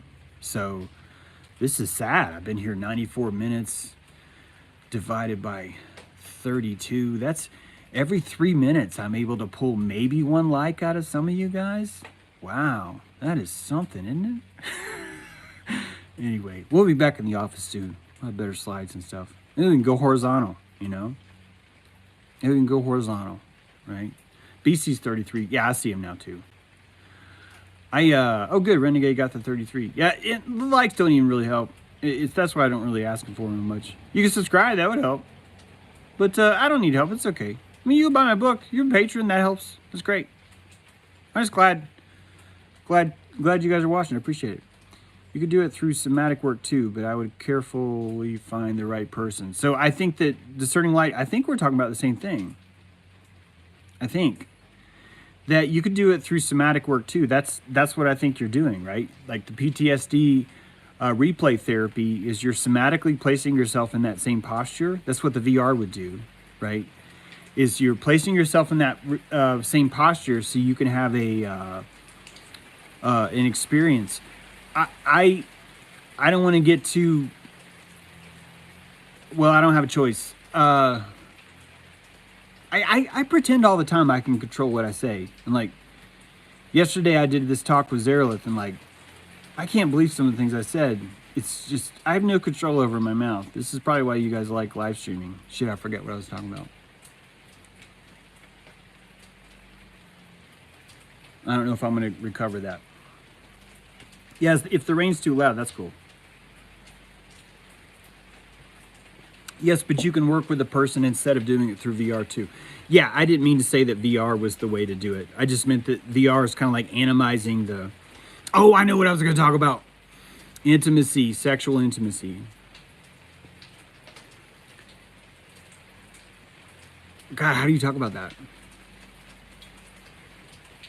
I've met women that have had sexual intimacy issues, and they utilize the intimacy with me to work on those sexual issues, and I've seen that I've seen that go both ways. I'm old. I've been around. I've seen that go both ways. I've seen that be a successful portal, and then I've also seen where... God, how do I talk about this without being vulgar? I was with a girl once, and she wanted to relive... she wanted to relive some sort of molestation, but she didn't want me to be a part of it because it would ruin it for her. She wanted to be violated by me, and I didn't know that until... This is not what you think it is. If you think that it's like a violence, I don't mean that. Intimacy, when you don't want intimacy, is a form of violation, just so you know. I don't... You know what? Fucking think whatever you want to fucking think about me. I don't fucking give a shit. In the middle of the act, all of a sudden she went like really cold fish, and I think if I would have been less conscious, I would not have noticed, A. And B, I maybe could have taken it personally if I was even lesser conscious. And that she put me in a weird position because she brought me to a place and then left me and wanted me to fulfill the idea of being the perpetrator. When in fact, what she was doing was actually perpetrating on herself through the triangulation of me. She was animizing her desire to repeat this event and utilizing the somatic equipment that I have on my body to implement that. And the irony is that because someone had abandoned her a long time ago, she felt completely justified in doing that to me. And because she was a victim, none of what she was doing to me counted as being ulterior, subversive, unkind, dismissive, or any of those things. And when this happened to me, I stopped. It's not like I could have gone on anyway. I fucking smell chicks. I like chicks. So it's like, I'm gonna want you to be into this. And so when this smell came up, I stopped and I asked if she was okay, and she fucking said yes. And I was like, wow, that is so not a yes. And I remember picturing how this would go if I wasn't me. What would happen in that state if I would not have been conscious of where I was, if I would have continued, but more importantly, how much of her victimhood of Olympics that she could have either passed or failed by recreating that thing. I know I said I don't give a shit, but are you guys freaking out? Are you guys like, oh my God, I can't believe you fucking said that? I don't know. But I think that most of the time when you're looking at someone that I don't know if it's most of the time. I don't know the numbers, okay? I think there's a certain number of times when you hear someone claim rape, especially when it's after the fact, that you're watching the dynamics of their past, even the past they're not conscious of, enacting itself inside the prana economy and utilizing the leverage of the other witness, right, to recreate an event. And I don't mean to say this is just girls or, you know, it obviously could happen for either one. But in my case, I've watched that happen in the intimacy of the moment and been very distraught and disturbed and kind of like, well, fuck, what do I do now? And honestly, I don't know if me just simply stopping was really the best thing to do. You might be going, what the fuck did you just say? What I mean is that that person only felt rejected by me. They were looking for, I don't think they're conscious of this, but they were looking to recreate that moment, but then somehow find power in it. Let's just say that the way that she would have found power in that is to hope that I would not notice her disassociation and continue. And then simply by her claiming that you violated me, which would be correct in this framework, but keep in mind this is a hallucination she's having. It would allow her to recreate that and either grow from it or, more importantly, find a safety net. Keep in mind that we fail for strategic reasons. We will go to Dagobah and leave before cutting off Darth Vader's head because we're not ready for that yet sometimes. This is the kind of truth that gets me in all these weird squiggly lines, but if you look at how we even started with the whole Jew thing, it might as well, right? I mean, fuck, we're already here. If you're living in a hyena world where I'm innocent until proven guilty, the entire scenario that I just told you is impossible in a court of law. There's no way to even know what the fuck happened under those means. You're looking at just jousting lawyers at that point. But more importantly, you're looking at the egregore of society of, well, who's typically the victim, or who's typically this, or who's typically the perpetrator, or you're just looking at the mechanics of fashion at that point. When you get past the hyena morality, you become like me, where I am if your smell changes in the middle of our intimacy and I don't notice that, that's my sin, not yours. Even if I have your verbal consent, that doesn't change shit. And I think the truth of that is that when we understand all of us to have the capacity to act like children at any point in time, purely based on the amount of calories we have, then we become more responsible for our world, which means it becomes much more difficult.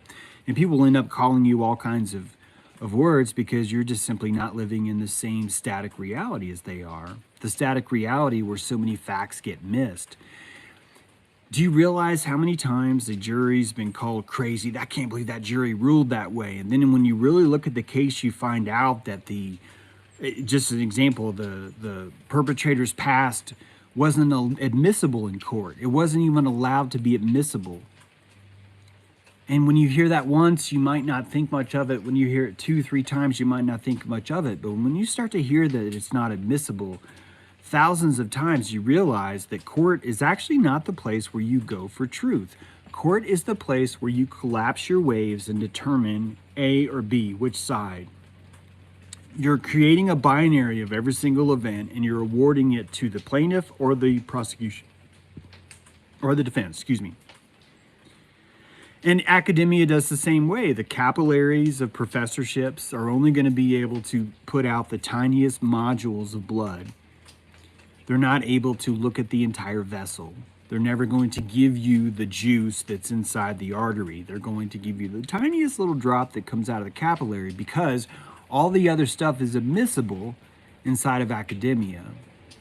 The fact that Egypt could somehow have communicated with Mesoamerica is not admissible in a court of academia. It's not admissible because we have no context to allow ourselves to believe in nonlinear time, because that would defeat the purpose of civilization. If civilization collapses, what's the fucking point, says academic science. So that is rejected from the vernacular. This has to make sense to you guys. Yeah, you're not going to see the truth in court, and you might think that's where you do it. You're not going to find wisdom in academia, and you might think that's where it's going to happen. And neither one of them happens. Where does it happen? It happens in the field. It happens in situations like that. That girl used to read me The Velveteen Rabbit. And I think that she was trying to appeal to the fact that I didn't have hair, that I was still loved. She played me. And I think that the reason, because I was old enough to realize I was being played, and I wasn't just falling for the possibility of what this meant. I was going to get laid and touch a sacred vagina, you know, all that stuff that men have. Because I've touched enough sacred vagina to where I'm like, okay, you know, I can actually maybe think a little bit now before I touch them. that I'm see the same thing. I'm recreating that same experience so I can try and level up the next time I encounter that. That it's only through the repetition of those events that I'm able to sense and really get an idea about, you know, what's actually coming in. Oh, look at this. Cameron gave me a super chat. Black Eye Club is fast-paced, rich with imagery, and dense with import. Quintessential truth in fiction. I highly recommend it. Thanks for the excellent read, James. Thank you, Cameron. Thank you so much. You're already a supporter. I appreciate that so much. But yeah, it's guys, I need to know if you don't like the book, so I'll stop writing. Seriously. I need to fucking know.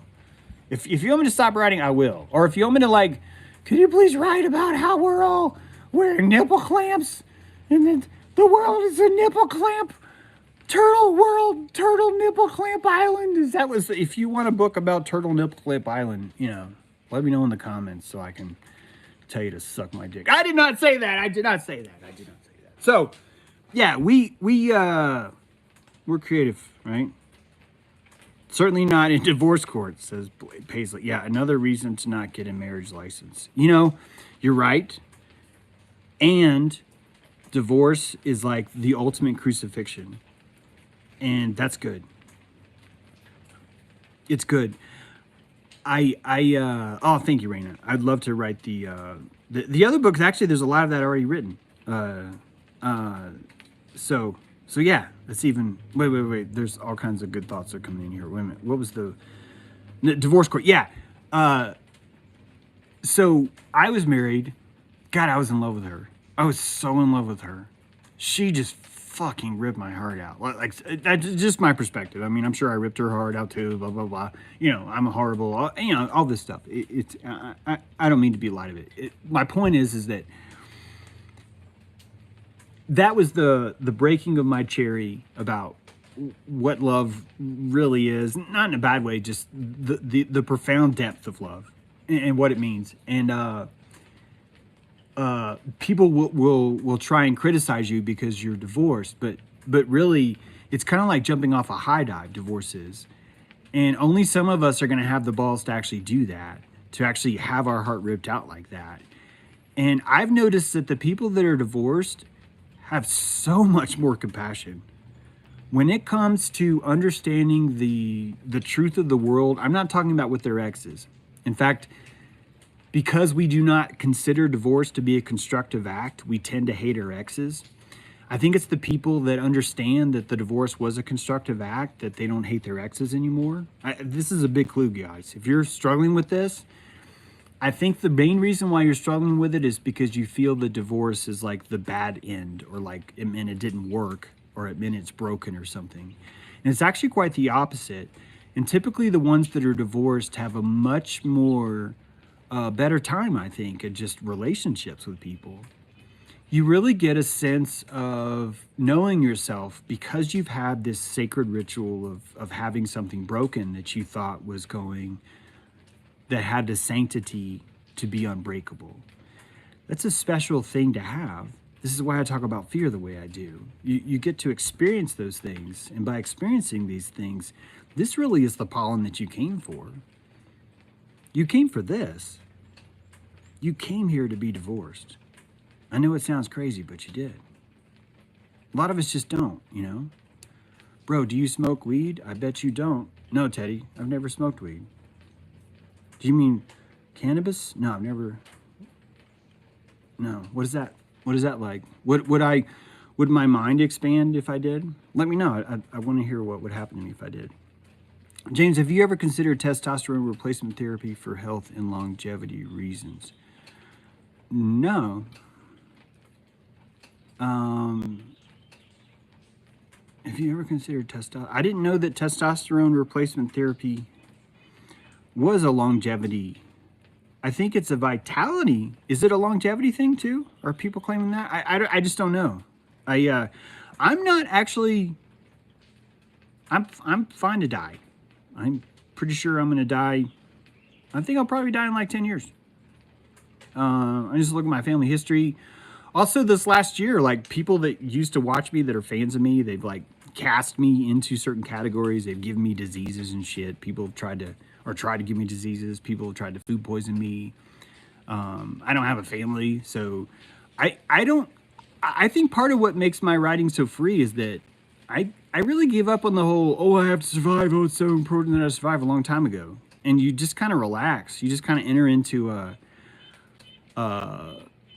you could call it resignation, but it's also you find a new gear. And so the only kind of therapy that I might seek out would be therapy that would just give me a deeper immersion into the world. And I just don't suffer from that. Jeffrey, I don't really feel like I suffer from anything.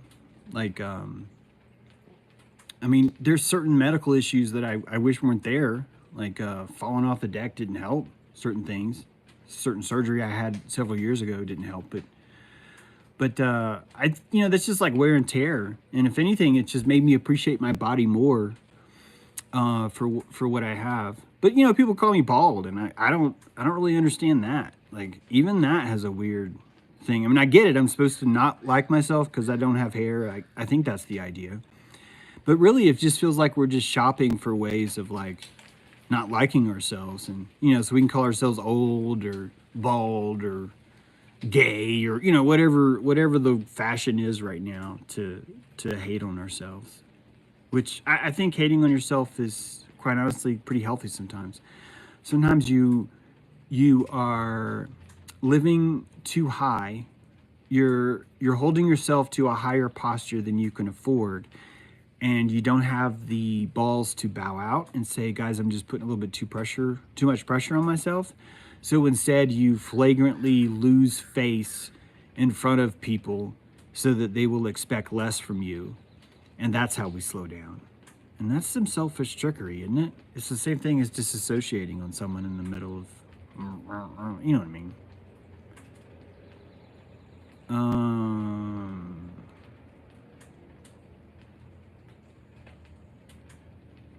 Yeah. To me, I think it's knowing that or thinking that I have 10 years to live is and I'll be 53 like really soon. So I think it's 11 years. I bet it'll be 64. It'll probably be 63 just because God will be like, you didn't get what you thought you were going to get. And that'd be funny too. I'd be like, yep, you got me. But, I think this makes me work more efficiently. I think it makes my life better. It's something about sovereignty, if you think about it. When you place your own hourglass up, and many of you could say, well, that's nihilistic, and it's like, yeah, but it's really only nihilistic if you think you're not going to die. And remember, maybe you don't remember this because maybe it wasn't today. Sometimes you wake up and you forget about a cosmology that you're trying to adopt. Sometimes you forget that you slip back into an old world of thinking. And I think most of our old world of thinking is that I'm not going to die, or that death is just for special people. And if you lean in, I'm not saying do this, but if you do lean into it like I do, it just kind of makes every day more, I think it makes every day more valuable, because as long as I remind myself of that cosmology as much as I can, I end up having that as, I've never felt bored. Like, I haven't felt bored in a long time. I can't even think of the last time I felt bored. And I think part of that is because I don't have the nihilism kind of, maybe not nihilism. I don't have that.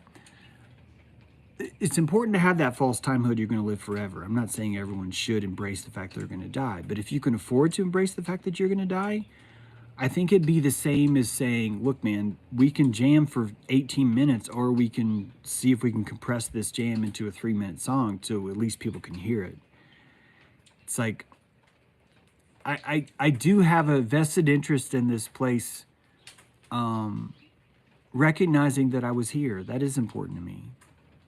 It doesn't really matter to me if people say that that's wrong, or like, I don't get why we're not making a bigger deal out of our own lives anyway.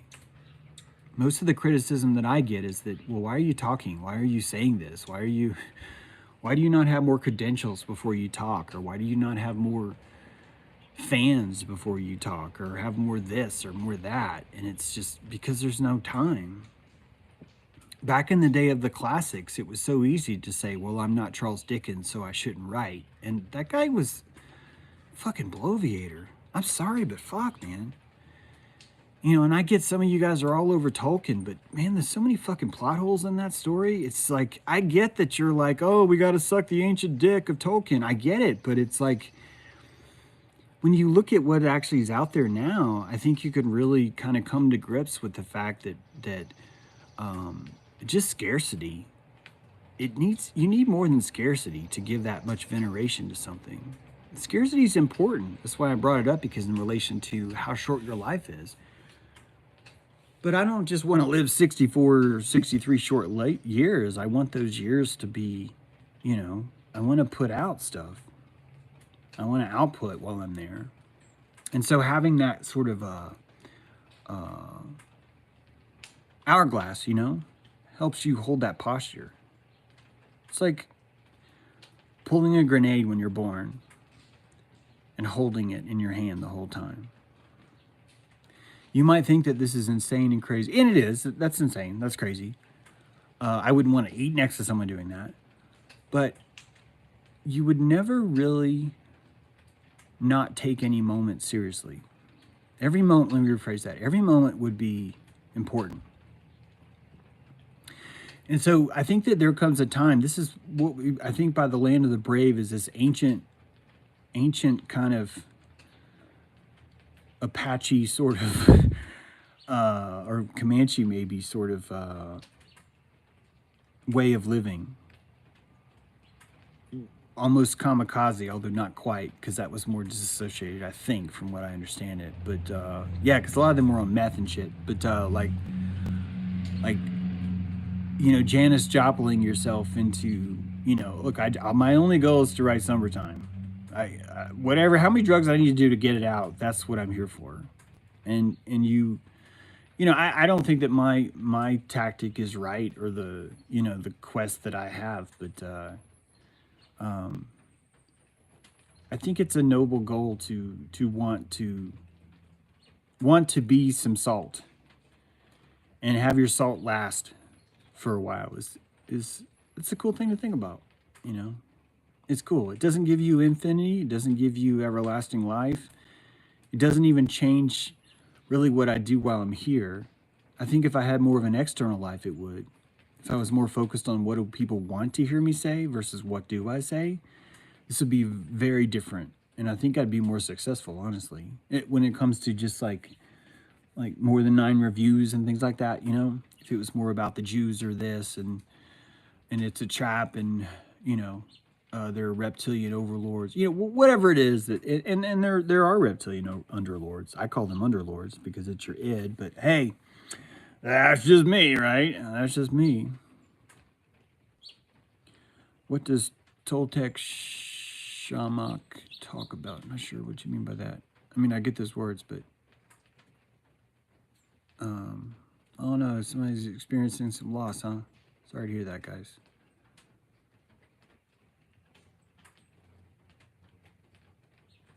But even those losses, you know. Yeah, Paisley just lost her other sister. Yeah, I'm sorry to hear that. My older older sister. Sorry. Sorry to hear that, Paisley. Yeah, and it's kind of what I mean.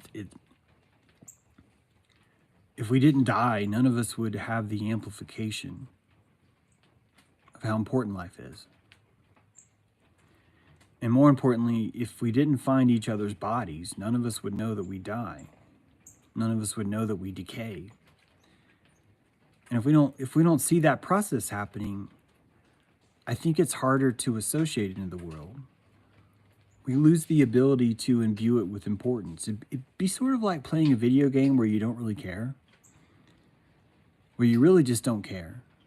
You're not engaged. The graphics don't do anything at all. I would say it's like Pong, but Pong is pretty engaging. There's just certain things that you just don't feel engaged about. And so death is here to engage us. It compresses the witness into a small chamber, much like a piston. And that torque is really what makes your life go. And if you watch Talking to Reptiles, you know that all the chemicals in your brain work the same way. They play with this idea of death, of scarcity, of limitation. And that really, that's what makes you finally resolve decisions. You know, the dopamine is the thing that actually pays the fare for you to get up off the couch. And the only reason why you'd be able to get off the couch is because the dopamine is rewarded you enough to tell you there's something in it for you if you get up. So even to bribe you to get off the couch, the dopamine has to make you these promises about what kind of limbic experience you're going to have in the kitchen when you eat another bonbon or whatever. And so the entire process is based on the constriction and then the release of pleasure in the thalamus. And so every time your sister dies, which only happens once, the first time that happens, you are immensely more aware of the value of life, of the importance of life. And I think this place would be cool as fuck if none of us had that value torque behind it, if that makes sense. Like it just wouldn't be possible. Do I resonate with the Toltec shaman teachings, James? I'm not sure what those are. Lao Yao Zu. I mean, I get Lao Tzu, but the Yao is, yeah. So I'm not sure about the Toltec shamanic teachings. I'm not sure that, I don't know what those are.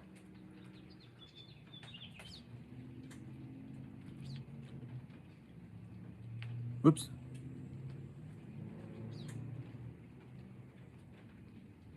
Yeah. Martin says apparently it's what allows us to actually have a consciousness, the process of dying. Paisley thinks I'm questioning my value, my legacy. I'll make some art, play with my dog, give all my shit and storage away, move out and be of service. Yeah. Yeah. Questioning your value is really the whole reason why we're here. So many people want you to feel valueless because they want, it's almost like you threaten them because you're pulling too much value and you're making them feel bad. It's like, can you just think less valuable about yourself, please? God, you're making me look bad. It's like that. When the last death in my family was my uncle, and I was working at a newspaper in Asheville, the weekly newspaper, and I'd been there for like 3 years, never taken a vacation, and I was the only man in the family. You know, with my grandmother being there, it's just he was the only man down there with him and my aunt, and so I told my boss I'm going to go down to that funeral, and he goes, "Well, not if you can't find someone to do your job while you're gone." And I was kind of like, it dawned on me, wait a minute, this guy doesn't think I should ever get to leave. it's kind of fucked. So I left. And I went down the funeral, and I was really ashamed of myself because they asked me to speak at the funeral, and I cried. And I was really ashamed of myself for that. I felt like I let my uncle down, because in the middle of me talking, I was crying. And it was kind of like that death wasn't just him dying. I came back and my job was gone. And that was the last place I ever worked at, like the last employment I had under someone else's umbrella. I was freelance from that moment on because I had done the right thing.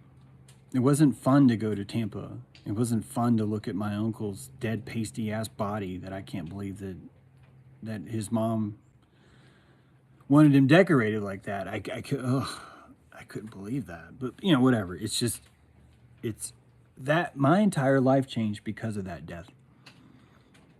It put me exactly where I needed to be. And not once when that was happening did I think that that's what was happening. Not once.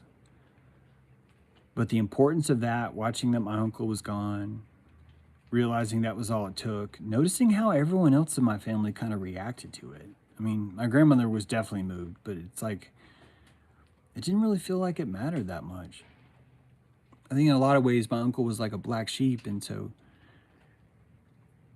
in a lot of ways, I wondered if they even minded, you know? And I think that's when he really sinks in how much importance self-worth is, you know, like how important you are to your life. And if you can leverage this, Paisley, you really do find yourself in another spot because you're not bored anymore. Not that you're bored, but more importantly, you really find the importance in finding pleasure by yourself. You notice how much more important that is. Yesterday I was on a stream and this guy was asking me about these other thinkers, and I'm just like, I don't think that it's important to watch those guys. I just don't. I mean, I get that because I'm a streamer, I should be aware of what these guys are saying, I guess, but it doesn't really put me in more importance.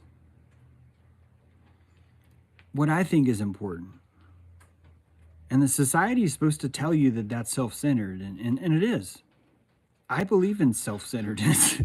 I think that the more self-centered you become, the richer your life becomes, and the richer your life becomes, the more morality you output, because there's just an abundance that just comes from your pores, because everyone notices how seriously you're taking your life.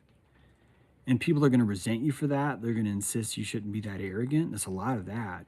But after a while, when you break the surface tension of those people, those people abandon you. That's what happens. And then you find a new group of friends that truly seek that. So these deaths, I think it's important to die every decade. Every decade, find a way to die.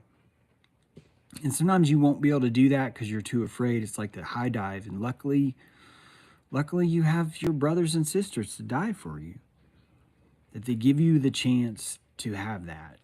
And whether or not you leverage that, right? That's going to really determine, you know, what happens.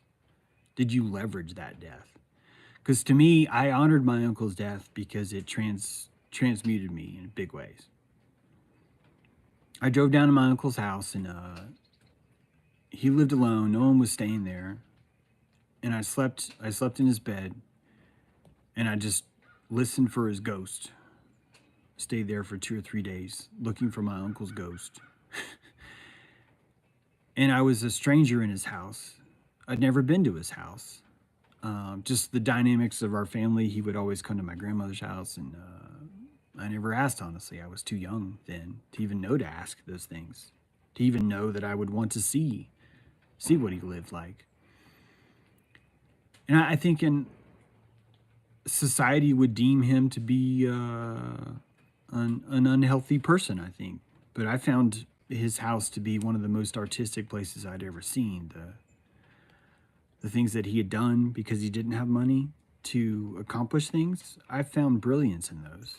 I found his ability to engineer his way out of poverty to be truly stunning. It moved me more than anything else had. And my grandmother was just embarrassed that he had stuff. I knew she loved him, don't get me wrong, but it's the stuff that he had, I think, embarrassed her. It was just weird, right? All the things he had was junk. And it was junk because he wasn't a normal, sane, stuff like that. And I'd tell you more about it, but you just had to be there. Some of the things that he had rigged up, and his truck had a airplane dashboard from like a Cessna. Like his truck dashboard was a Cessna dashboard, and it took me like a day and a half to realize this was off a Cessna. I'm like sitting in his truck looking at this thing, going, "What the fuck is this?" And like the back rear part of his truck was missing. There's like 2 feet was missing. So he just installed the taillight 2 feet closer to the passenger cab. And that might sound like a no-brainer, but to me at the time, that was brilliant. To me, the only way you could have fixed that is I would have had to have rebuilt the end of the truck to equal the other light, which might sound stupid to you, but at the time it moved me how brilliant he was. And the brilliance that I was seeing was he had stepped out of the connotations. See, I was living in my grandmother's world of well, no, you need a bumper that's horizontal, and you need stuff like that. And he had found a way to carve a life outside of that. He had carved his own technology of belief, So to me, his death was, I think I got to know him more than I'd ever had before. I feel bad now for some of the things I said to him. Not that I was trying to be mean to him, but growing up, I was trying to relate to him, and I really was too shallow, I think, to kind of meet him, if that makes sense. And I only saw that because of the death. It was really the only way I was able to see that. In fact, I think I see him more than anyone else in my family, just because I was there looking at his ghost, watching the things he'd done. He had an old desk lamp, and he had spray painted it with blue, and it made the most beautiful color on his desk. It's the most beautiful color on his desk, this old school bank desk light, but because he had painted the light bulb blue, fluorescent light bulb blue. And I only saw that because I turned on that light. Like, he probably sat there at that desk for decades. And he probably did it alone. He was a highway worker. Not a lot of people really got him, but he was an artist and a highway worker, way into Jesus. And it's almost like I was there to witness his life for him. So maybe that's what his name's Sam, Uncle Sam, literally. That was my Uncle Sam. Right? Pretty cool, right? Literally my Uncle Sam. Oh, Paisley has a Cessna Dash in her Samurai. There you go. See, small world. Oh, thanks, Lau.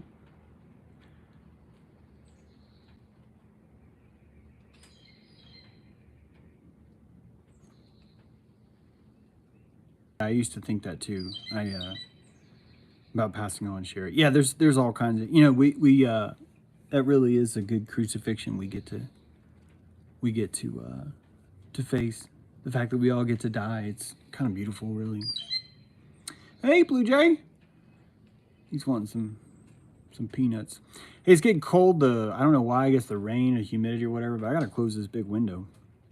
I'm gonna sign off for now, but I appreciate you guys.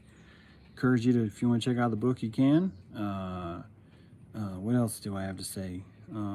That's about it. I'd actually point you to the stream last night, but I don't like the things that I said about people. I don't have any issues with. Yeah, I just wish I was just better at my tongue.